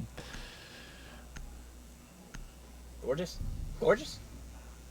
And an early lead for the side of Ohio University, hoping to clap back after losing their map pick in an unfortunately pretty dominant fashion. But they don't seem phased so far. The basement will be the next option here for the side of Marquette. Yeah, and basements... I like this. Basement's a very, in my opinion, very easy site to hold. I mean, They've got Amira here, so I mean I imagine that they're going to be playing in blue. That's just likely what's going to happen here. I love playing Castle on Clubhouse in particular, but if I'm playing Basement, Tubarão is low-key my go-to pick. I'm a huge fan. I mean, of course they took away a lot of the hard breaches, so you know that may not be the case in this instance. But you still have your Thermite, you still have your Ace, so like there's still opportunities for those hatches to eventually fall. But Tubarão in Church is such a fantastic place to hold. I'm a huge fan of that. I don't think, I mean, especially with the amount of shotguns that they've got going into this round, too. They got the Boss G, they've got the Mute and Smoke shotgun. I think that they're going to have a pretty easy time holding this, to be honest. Definitely a pretty heavily defender-sided site, but I mean, that doesn't always stop teams as talented as OU, who are looking, as I might remind you, to hold on to their currently undefeated record in MWR6 this stage. Oh. That's a bad start to the round, though. A very well-placed C4 from Hattie will just shut Squeezy out of the round before even popping a logic bomb. Yeah, very unfortunate. Well-placed timing from Hattie there. That picks up his first kill of the game. And now, still a little over 2 minutes left to go. You got to figure out what to do. Now that you don't have Dokebi, you lose a little bit of your pressure as you get onto site, but still have the Jackal for roam clear, still have the Twitch for some util usage there. Trying to get rid of that Mira, and then you still have your Deimos for tracking down those roam clears once again, so definitely going to be hunting down that Vigil for sure. I mean, you do have the Jackal and the Deimos, but Deimos not particularly able to hunt down an operator like the Vigil, for example. That definitely a difficulty to hunt him down, but an interesting hold upstairs for Peacemaker on this castle, by the way. I hadn't even noticed the setup previously, but okay, drone avoiding the bullets there. Somehow manages to keep that drone up and active, but eventually it won't end up mattering too much. Punching out that barricade, they should be able to escape out that window pretty effectively. Yeah, it looks like they might be going for a tunnel hit, maybe? I mean, we see two in Arsenal right now, but I think that they might be going for the construction here. I'm not too sure. They're droning it with a minute left in the round, and that should potentially be enough time to get in. And they already have it opened up as well. No one here, so they know that Lee is able to just walk in pretty safely here. Full sprint, but they've spotted out one player. I believe that's the smoke from Abahide. Yeah, Twitch making their way downstairs. Hiding behind the boxes here. Swinging, the execute comes in here, but oh, this is a very interesting split push from the side of OU. Players falling on both sides. Oh, was that a knife? But eventually, a knife, I think, it wasn't even onto a downed player. It's going to be a 1 versus 3, and I don't think Wee has a way into this one reliably. They have smoke canisters on the door, and it should just be it here. Oh, eventually, Abahide, I thought he was going to go down there for sure, but eventually the shotgun will find its mark. And just like that, a round for OU. Excuse me, for Marquette.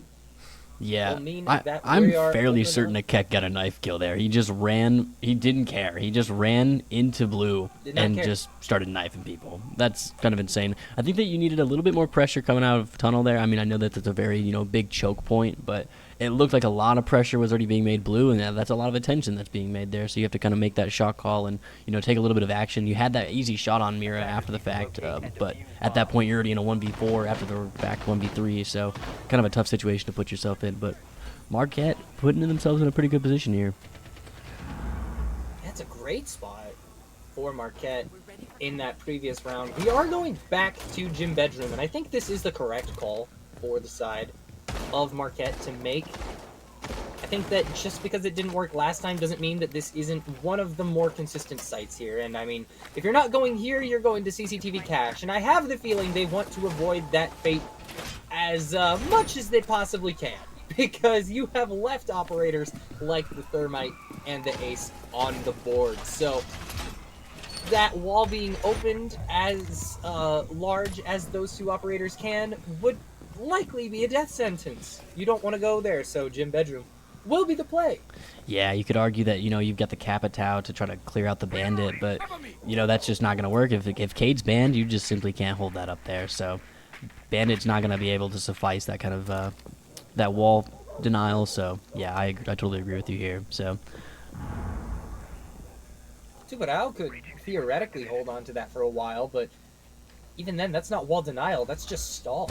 You can't do that forever. Each of those canisters are only lasting a very, very limited amount of time, and eventually that wall will be opened up. And it seems like it will be opened up pretty quickly here in this round. But a very similar setup to what we saw previously, with Imp on this Frost playing just behind that deployable shield. And again, Stitch playing this Flores. Not a shock to see this once again, because I mean, there's a lot of things that the Pateros can get rid of pretty easily. a lot of tick damage coming out of Hattie there. But yeah, like you mentioned, I am pretty interested to see how... Oh, I was just talking about an Imp falling down to Empanopoly there as they get into red. But yeah, I mean, I think that once you've established a lot of space throughout the map, especially on the second level, you really just kind of want to give it up over time and slowly hold each area as if it's a zone, because your life is effectively more important than just holding red, to be quite frankly honest. So give up that space, go back into cash, fight for a little bit longer, go back into construction, fight for a little bit longer. By that time, there's 30 seconds left in the round, and we're on site. There's a 5v5 situation, and that's pretty hard for an attacker. A very difficult approach to make for sure, but a man advantage for Ohio at this point. And it will just be exacerbated with Abahida going down here. A great shot from Dupless. Just like that. A minute remaining in the round. And I don't know, Marquette, they've given up so much and will give up another. A really tough angle to hold. Good refrags coming out of Mark. Picks come through. Are you kidding? A Keck managing to find two with Hattie finding another. 2 versus 2 now, and a Keck now needs to pick up 3 and 4. Oh my In order to gosh. save this round, will be able to find the third. It's a 1 versus 1. Stitch versus a Keck. Fuser in hand, but I don't think it'll be planted at all. Yeah, against the DMR, that's really tough. Gonna be going prone. What an angle, but it's a good shot from Stitch.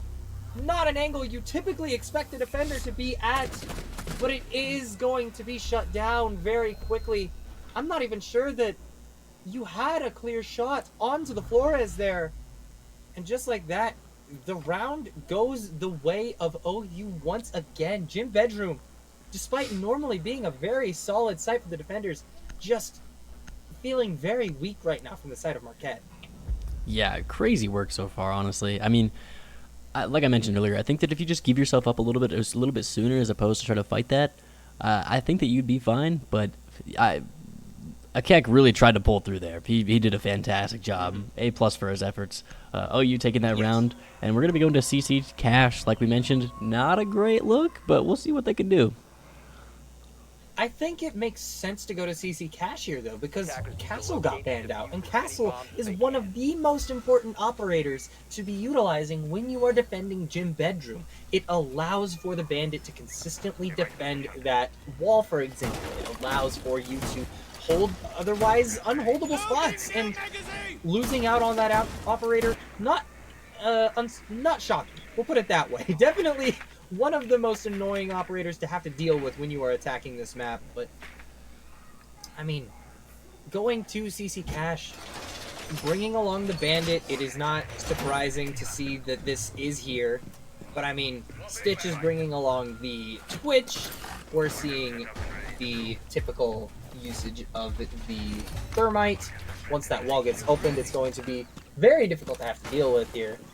Yeah. So it looks like we're seeing standard ADS positions from a Keck on the Jaeger here.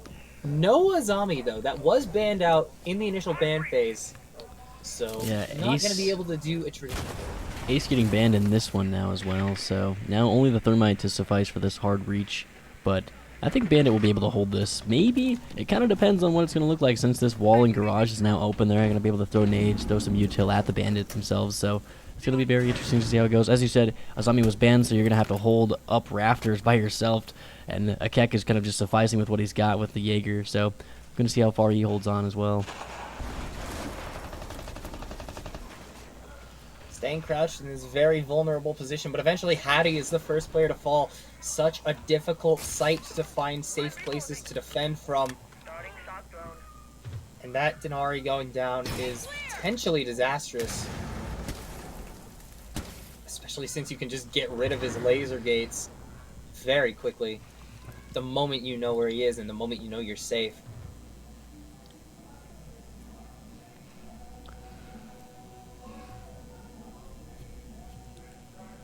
What kind of music is this anyway?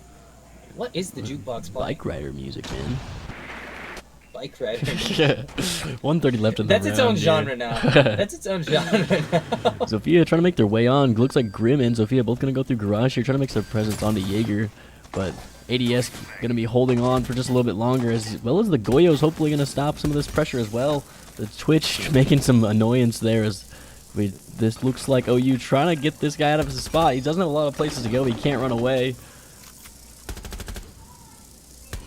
It's a near impossible spot to be holding right now, especially without the Azami. Kiva barricades would make this so much easier to potentially escape, but eventually you will not be able to do much else. A squeezy. Finding a pick here. And now it is a 3 versus 5. OU looking so solid at this stage. Abahide taking a chunk of damage on the smoke, and Very close. Peacemaker also falling quite low. Abahide getting knocked. Oh, wow. It's not looking great at this stage, but Imp finding a pick through that barricade onto Stitch. Now 1v3 Potentially situation. exactly what you need to begin this 1 versus 4, and does find another onto Dupless, but will not be able to get any further than that. Squeezy closing out the round. A great round from OU's Grim. Yeah, I think Phenomenal it stuff. all started from just being able to corral the team against one player, Jaeger in this instance, and just really push his limits, man. He was so pressured, so much util thrown at him. The Twitch drone was after him. He had one person watching from the door, one person coming up the stairs after the Goyo was evaporated its flame, so to speak.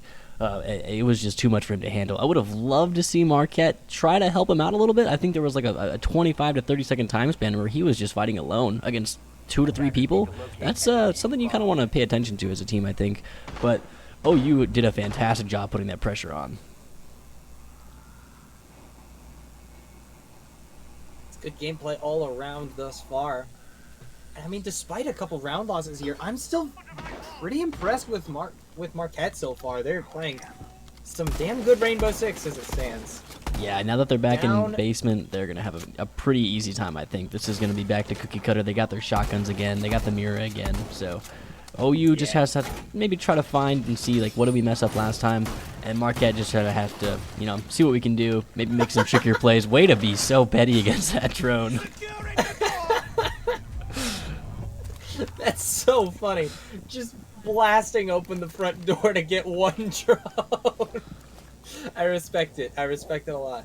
Now, interestingly, OU do this time around opts to bring along the Deimos and the Jackal once again. And the Dokkaebi. And the Dokkaebi. You're right. I do think that this is maybe a little bit overkill. Plus, I just don't think Jackal's very good overall. In fairness. I think he's fine. but- Wow. Oh, what an angle. That's so tragic for Hattie. I mean, in previous rounds, we've seen a castle barricade go up there, but You're absolutely right. now that the castle's off the board, it's just not an option. You can't do that anymore. OU. That's such a strong opening pick. Yeah, and I mean, I was going to mention, they've got the mute, they've got the vigil. They can totally have some, like, way off-map type rotations and just be able to lurk wherever they want to with this combo going. But like you mentioned, the castle kind of leaves a lot of empty holes like that window, and that's going to put some gaps in the defense. Makes you wonder, maybe we should just play sight a little bit more. And a lot of these players have retreated down to the bottom floor here, but not Imp on this vigil. Remaining, well, vigilant, for lack of a better word. Attempting to take out the drone, but misses both Boss G shots. Forced now to reload. And with the logic bomb, you know exactly where this vigil is. Oh. should surely be able to hunt him down, but a nice gunfight from Peacemaker will get traded out eventually, but that was a great pick there onto Stitch. And with Squeezy also going down, a 3 versus 3 here. Now remaining for the side of OU to go in, potentially execute here. Yeah, good trades And you all still around. have a lot of very important players for both sides standing. Mira still up, Vigil still up, Smoke still up. Looking actually pretty good for Marquette, excuse me. Yeah, good trades all around so far. 30 seconds left to go there. You're going to have to make a move, and looks like Deimos, rather, is there to make the first one. They saw the rotate early. Going to be taking some shots. Their trade goes out, but he goes knocked. Look, he is knocked on the staircase, sorry. And finally is taken out, but still shots going on in church. Oh! Blue player goes down, and now just a 2v1. A Keck holding onto the mirror angle, trying to find a pick there. Doesn't quite find the angle. 15 seconds left to go now. As they make their way into B site, the bomb is going to go down. Oh! A potential misplay from the side. You don't of have time. Lee. Get the bomb down. Does get picked up, but the bomb Get the bomb in down. the hands of Empanopoly. You have to try to plant this Oh, one, but no you can't way. get it done. Marquette, hold on in a 1 versus 2. A slight misplay coming from Wee, unfortunately, in the most crucial moment of the round. Oh. Gets caught sprinting. And we're into the last round of the half, and I mean, this is... Yeah. That's very unfortunate for the side of OU, but at least they maintain a lead. Yeah, I gotta be honest. Pardon my French, but you gotta lock in there. That's unacceptable behavior, guys. We're in. I mean, we might get the Div 3, but this is still pretty good. You know, we're champs. We're champs. We can delegate. You know, maybe I should plant the bomb. I guess I don't really know what was going through the heads of. I believe it was Grim that had the bomb initially and then went down. I also didn't see Mira Keck in that instance actually shoot it. I think it was through the smoke, to be honest. I wasn't actually too sure, but oh man, that you got to be kicking yourself in the nuts for that one. In the nuts? That's impressive. Yeah, true. How do you even do that? Ah. A lot of practice. Surely. Gym bedroom, everybody. We're going back.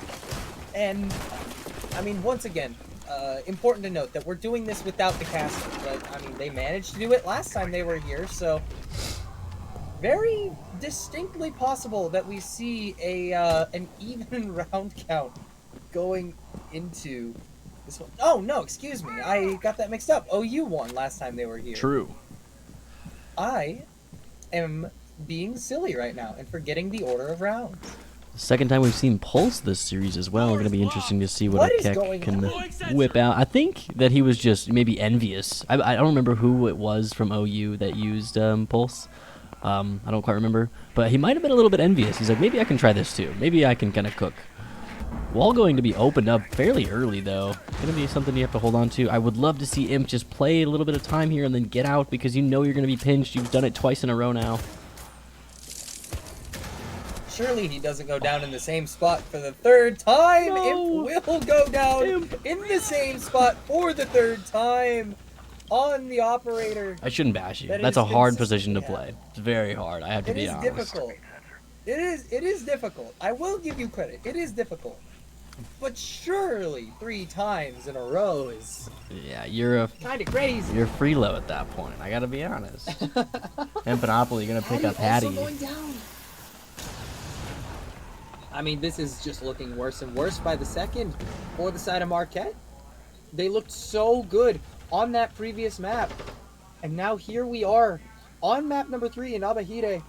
Finally, looking to put a little bit of life, breathe a little bit of life into Marquette's gameplay for this round, but not able to get the second pick onto Wee.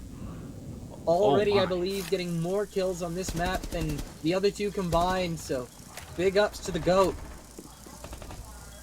2 rounds for Marquette. They really want to be able to tie up the round, but it's not easy, especially with OU already on the site, knowing exactly where this bandit is. Bomb. Forced to back away as well. Bomb is down in a 4v2 situation. What do? You're stuck off the site now. They had the bomb planted with still a minute left on the timer of this round here, and now trying to make their way onto site. The DMR is going to take them down. There goes Peacemaker, and now knowing exactly where their Keck is, not a lot of stuff you can do here. Maybe you take your time out. I'm not too sure. Maybe you fight it. He is 6-4. You got to give him some credit, but this is a big task. Yeah, it's too big of an ask for the Pulse. A significantly less successful Pulse round than the previous one we saw on Nighthaven Labs. And, yeah, it's a 4-2 half for the side of Ohio University. Looking very good going into their defense here on Clubhouse. I am very curious to see if we end up going all the way to OT here, but we'll see. Yeah, gonna be interesting for sure. Gonna be seeing your typical Caden Ace coming out right away. Get those hard breachers, those wall denials out of here. Just stick to some core gameplay. Stick to just using your guns. May as well. Second round of bans comes through, and also rather standard. This time Castle off the board Dang, immediately. That's so sad. I'm a big Castle fan on this map. It's so fun to play. I am also. Especially when you're I am playing in also gym a big bedroom. Castle fan. It's so much fun. Indeed. Indeed.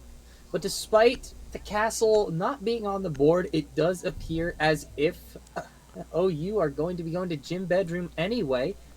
Bandit still brought along, so not a huge surprise. Defenders, protect your bombs from Yeah. There is by still attackers.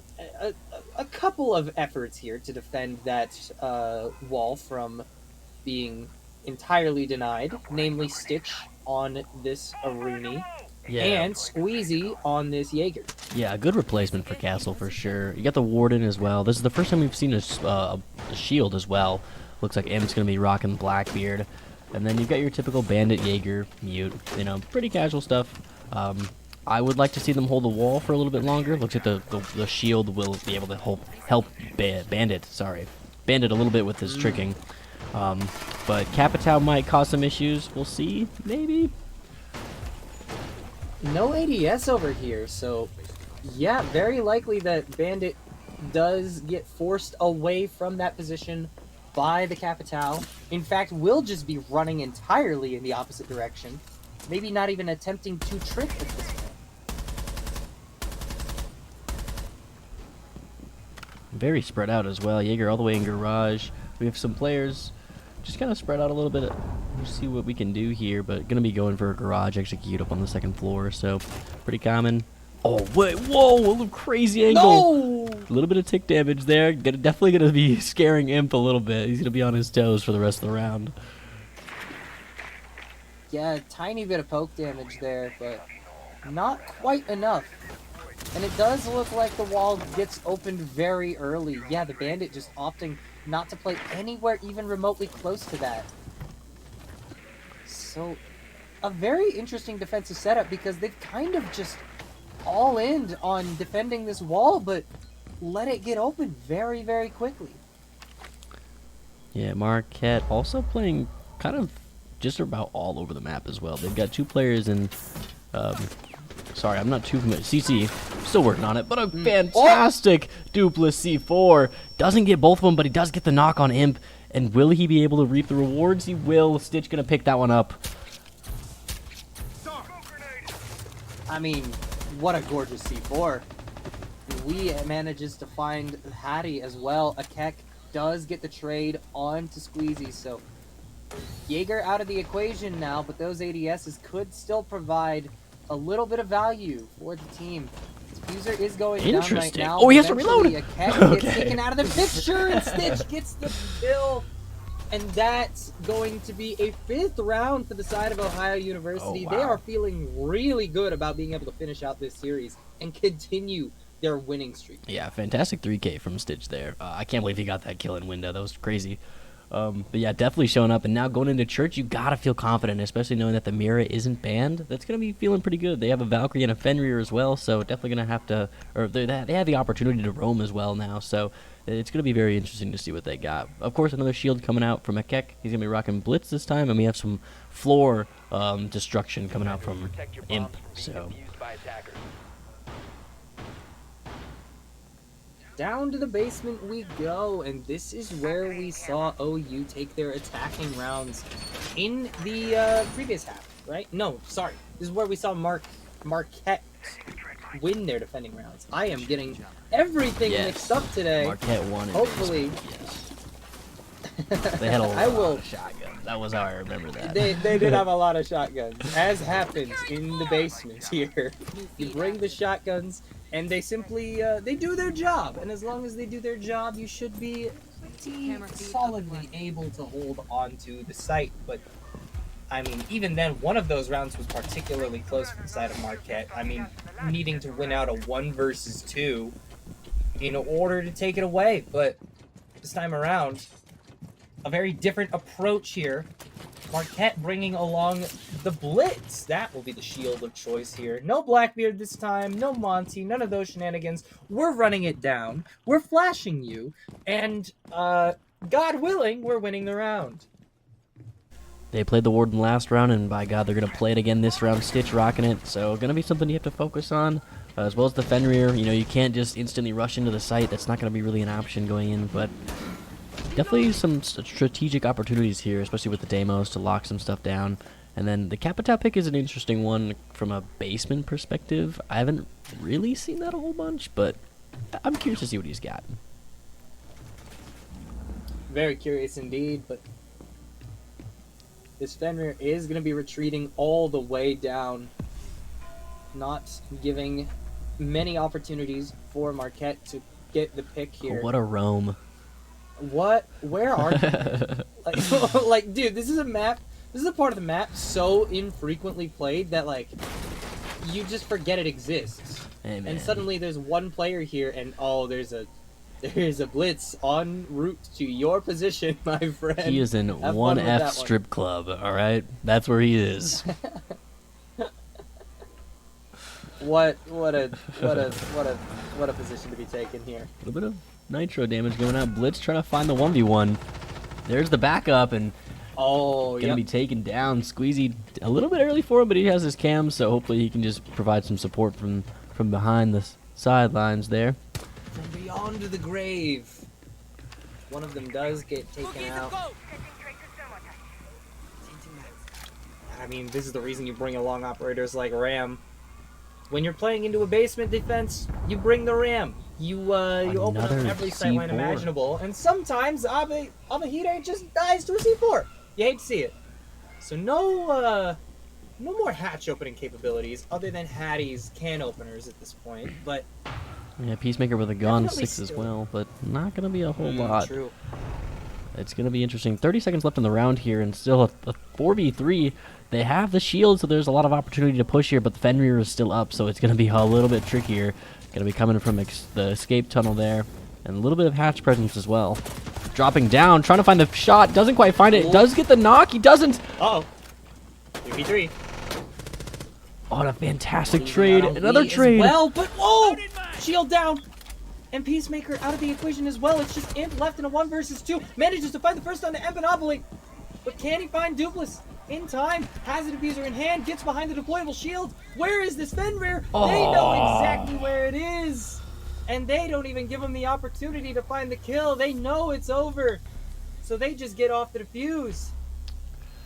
Dang, another really hard fought Mark U attack, but it just doesn't get the number that you need. It doesn't quite reach that limit that you're hoping for. And that's really hard to see because now you're on match point, series point, and you gotta lock in moving forward. One potential round between a victory for OU and where we're at right now. Attackers need to locate And crucially, defuse this as many time bombs around, as they can. Azami is on the board. Squeezy has those keeper barricades to work with. And I mean, as a result of that, we're gonna be seeing the Jaeger. We're gonna be seeing the Azami on the top of Garage, just holding that space, making it damn near impossible to pressure people out of that position unless you hit a gorgeous shot. And I mean, that's exactly what's gonna be needed from the side of Marquette for the entire rest of this map, really. Gorgeous shots left and right. Yeah, and I don't think that your band picks were necessarily catered to something like CC, because now they have Azami on board. They've got Castle out, sure, but we've got the Azami and we have the Fenrir What up. is this? So Capital's really are saving grace almost to stop this bandit to be able to actually get this wall open, to be quite honest with you. It's going to be very hard. Your Montaigne's also going to be able to provide a lot of pressure for you, but this is going to be tough. It's not an easy attack to make here. If you lose out on either a Kex, Monty, or it's Capital here, it becomes this just becomes a damn near unwinnable. I don't want to say completely unwinnable, but damn near unwinnable. And you know that someone is up top. You don't know exactly who it is, but you imagine that it is likely to be the Azami or the Jaeger. In this case, it is Squeezy's Azami. Jaeger is playing over in stage. With another Kiva barricade going up here. There's none left, I believe. Maybe one for Squeezy, but these angles are so tough. Peacemaker goes down first as well. Not quite dead yet, but downed. Could get picked up, but Squeezy manages to get the finish, as well as finding Imp! One of those players who needed to stay alive has just gone down. And that's the beginning of the end for Marquette. They have to adjust so heavily now. They can't put too much pressure into Garage here because their primary method of doing so is gone. You have to find another angle. Yeah, Azami is such a powerhouse on this site. It's so brutal to push into Garage here. And Stitch actually walking up, trying to get a pick there, but taken down. Good trades coming out. Try not to overpeak, though. You don't want to give yourself up. You still have a minute left to go. You have time to work with. Oh!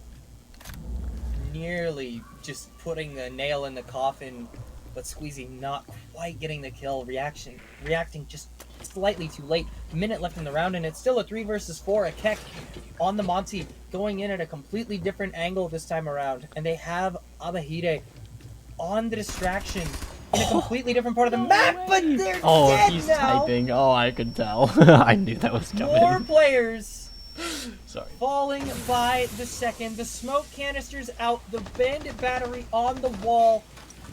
I mean, this is just... I think this is it. I think it's over. I don't think Marquette has a reliable way into the site here. They know that there's a player behind, though. Down goes Wee. It's a 2 versus 2. No more smoke to work with as well. 22 seconds.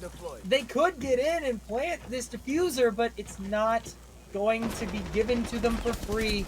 The angles are difficult, but finding Dupless here is so massive. 10 seconds left. It's just Squeezy remaining. 7 seconds remaining. The bees are out. You know exactly where the Azami is going to be peeking from. It's a 1 versus 1. Azami versus Montaigne. A Keck versus Squeezy to decide if we go another round or if it ends here. It's just a matter of who can hold on for a little bit longer.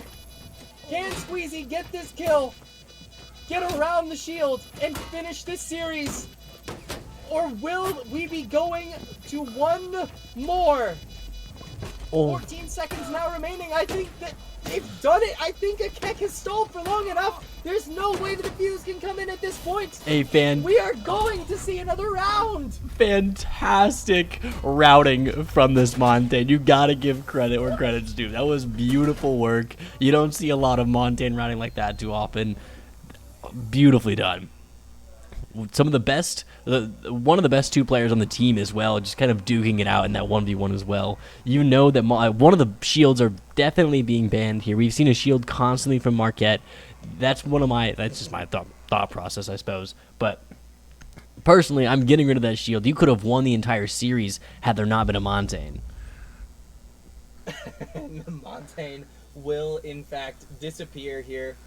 And I think that's the right play. I don't think you need to get rid of the Blackbeard. I don't think you need to get rid of the Blitz. I think either of those operators would have lost in that instance. The Monty's shield being that massive and like being able to extend when you're all the way standing up was so crucial for a Keck to be able to live there. Attackers need to locate. And I mean, now we're going into another round, which I really did not think we were going to be seeing. But here we are anyway, going back to gym bedroom. Yeah, definitely going to be interesting going forward here. And, you know, they've been successful on this site before. They run in the same setup. You still have the Aruni, you still have the Mute, the Warden as well. So, also a very similar setup. It looks like a Ying is coming out from Peacemaker, so a little bit different coming out from them. But definitely going to have some good strategies coming into this one because it's going to be interesting.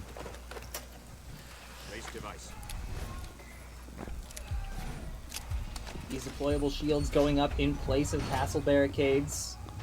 Not quite the same thing. I believe there are still angles to be able to shoot out those batteries. But, I mean, any effort you can put into keeping that wall closed is effort not wasted. So, it's just a matter of being able to find a couple more rounds, string together just one or two more. I mean, there are multiple ways of opening that wall. Being able to take out the bandit batteries from the other side with the usage of impact EMPs, for example. Obviously, they don't bring along a Thatcher, but that's an option. Eventually, though, they do open a couple of holes here in the CCTV wall. I got you! They are also going to get rid of that bulletproof. I remembered the word eventually. And making their As way they start to slowly move up. once again. Making their way up rafters, but still going to be taking some tick damage there. Aruni holding that with the DMR. A lot of damage going through there, but going to be safe for now. Oh! I like the reaction there from Stitch to try to get a little bit of damage onto an operator there, but the imp is dead. The timing. That's really bad if you're a fan of Marquette. You've lost out on the tip of the spear, the initiator of the attack here, and that's bad. That's real bad. Obviously, you do still have some extremely proficient gunners on your team alive. Abahide and Akek, both with 8 kills on the map, popping off, but I mean, it's still going to be a very difficult affair. You're taking a lot of damage from a very long range right now if you're Abahide.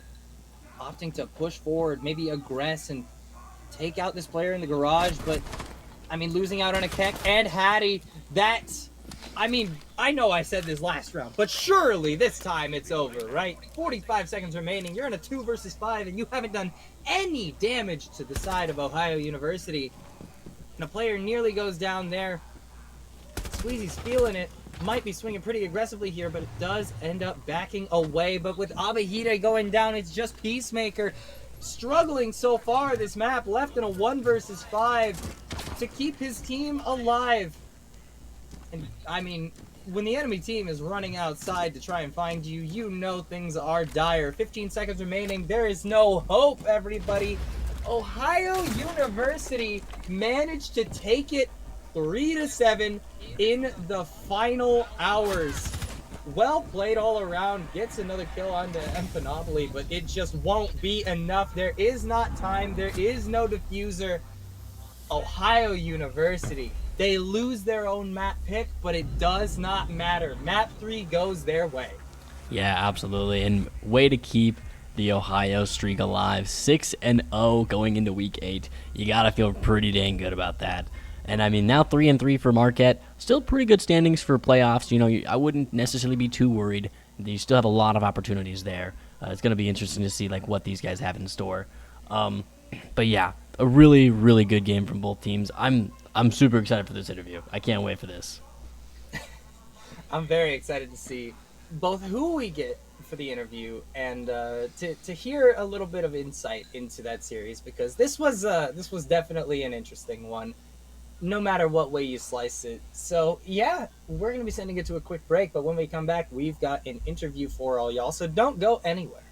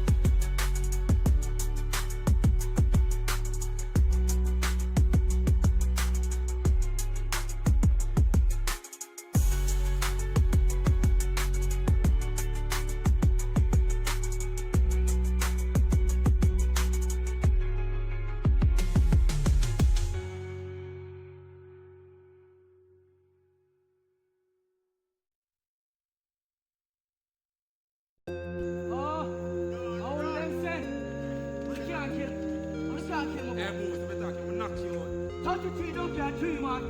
Go to them. I don't want you to know them upcoming new artists. Go to watch out. What do watch out? Them stink like my money. By the way, I don't want you no nice. I only want you the river.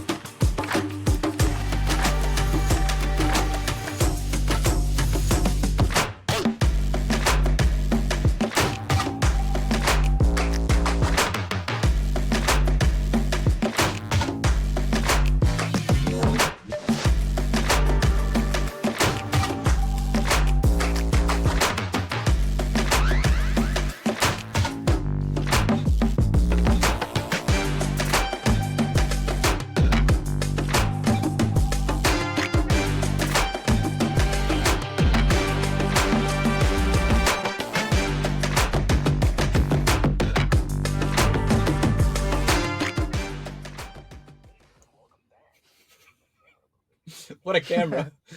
Right.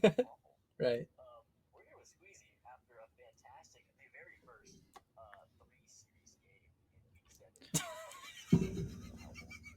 Yeah. Stressed. Very stressed.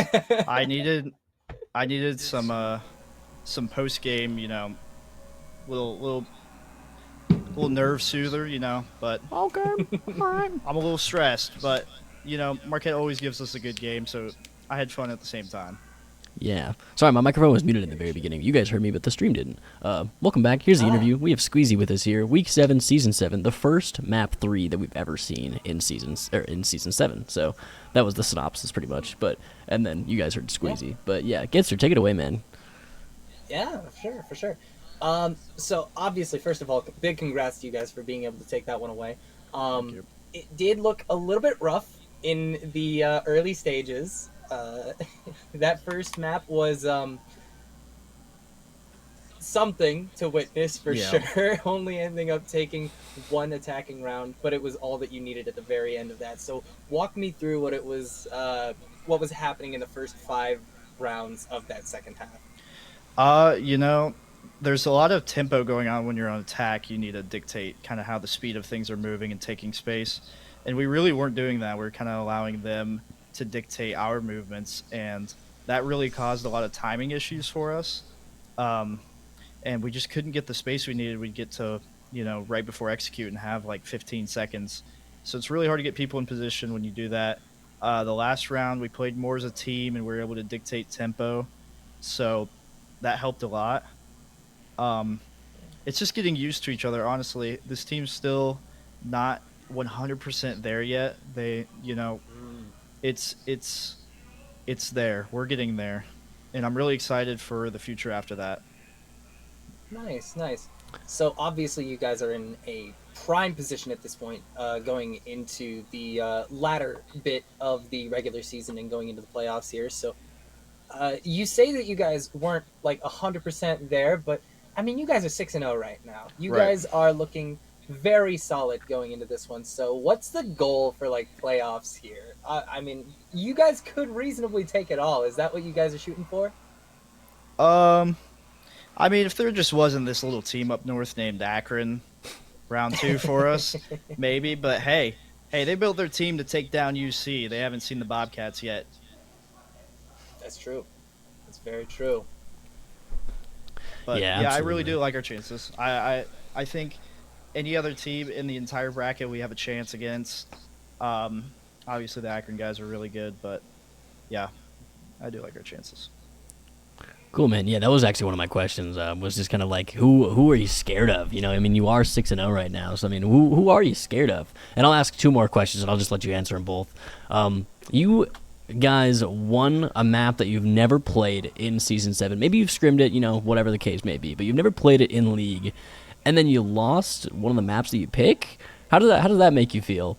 And then secondly, I want to hear a little bit about kind of like your team. I mean, are you guys all seniors? Where are you guys at in your years in college? And how have you come to grow in this past season? Yeah, so losing the map we picked, that kind of thing just happens. We just weren't on tempo on attack, and labs you'd need you to start out strong on attack, especially when you pick it. So it happens. We don't think about this stuff. We like to move on. Like literally after the labs game, it was like, okay, what are we going to do on Clubhouse? How are we going to take round 1 and get the momentum going? It wasn't really thinking about labs or any of that. And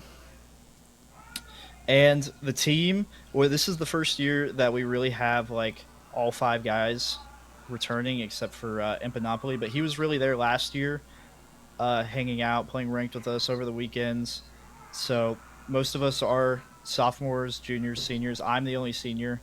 I think we have 2.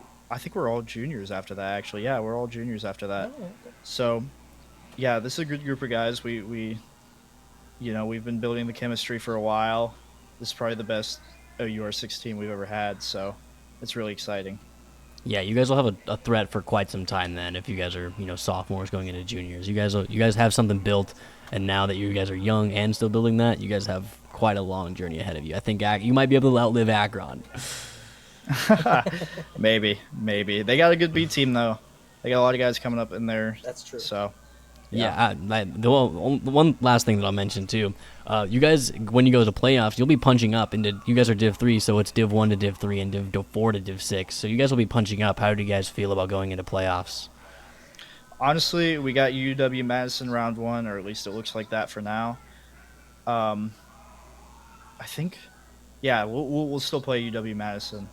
I mean, honestly, I think we beat any team round 1, and then Akron, I just want to give them something that they haven't experienced before and try to actually, mess with their heads and give them a good game.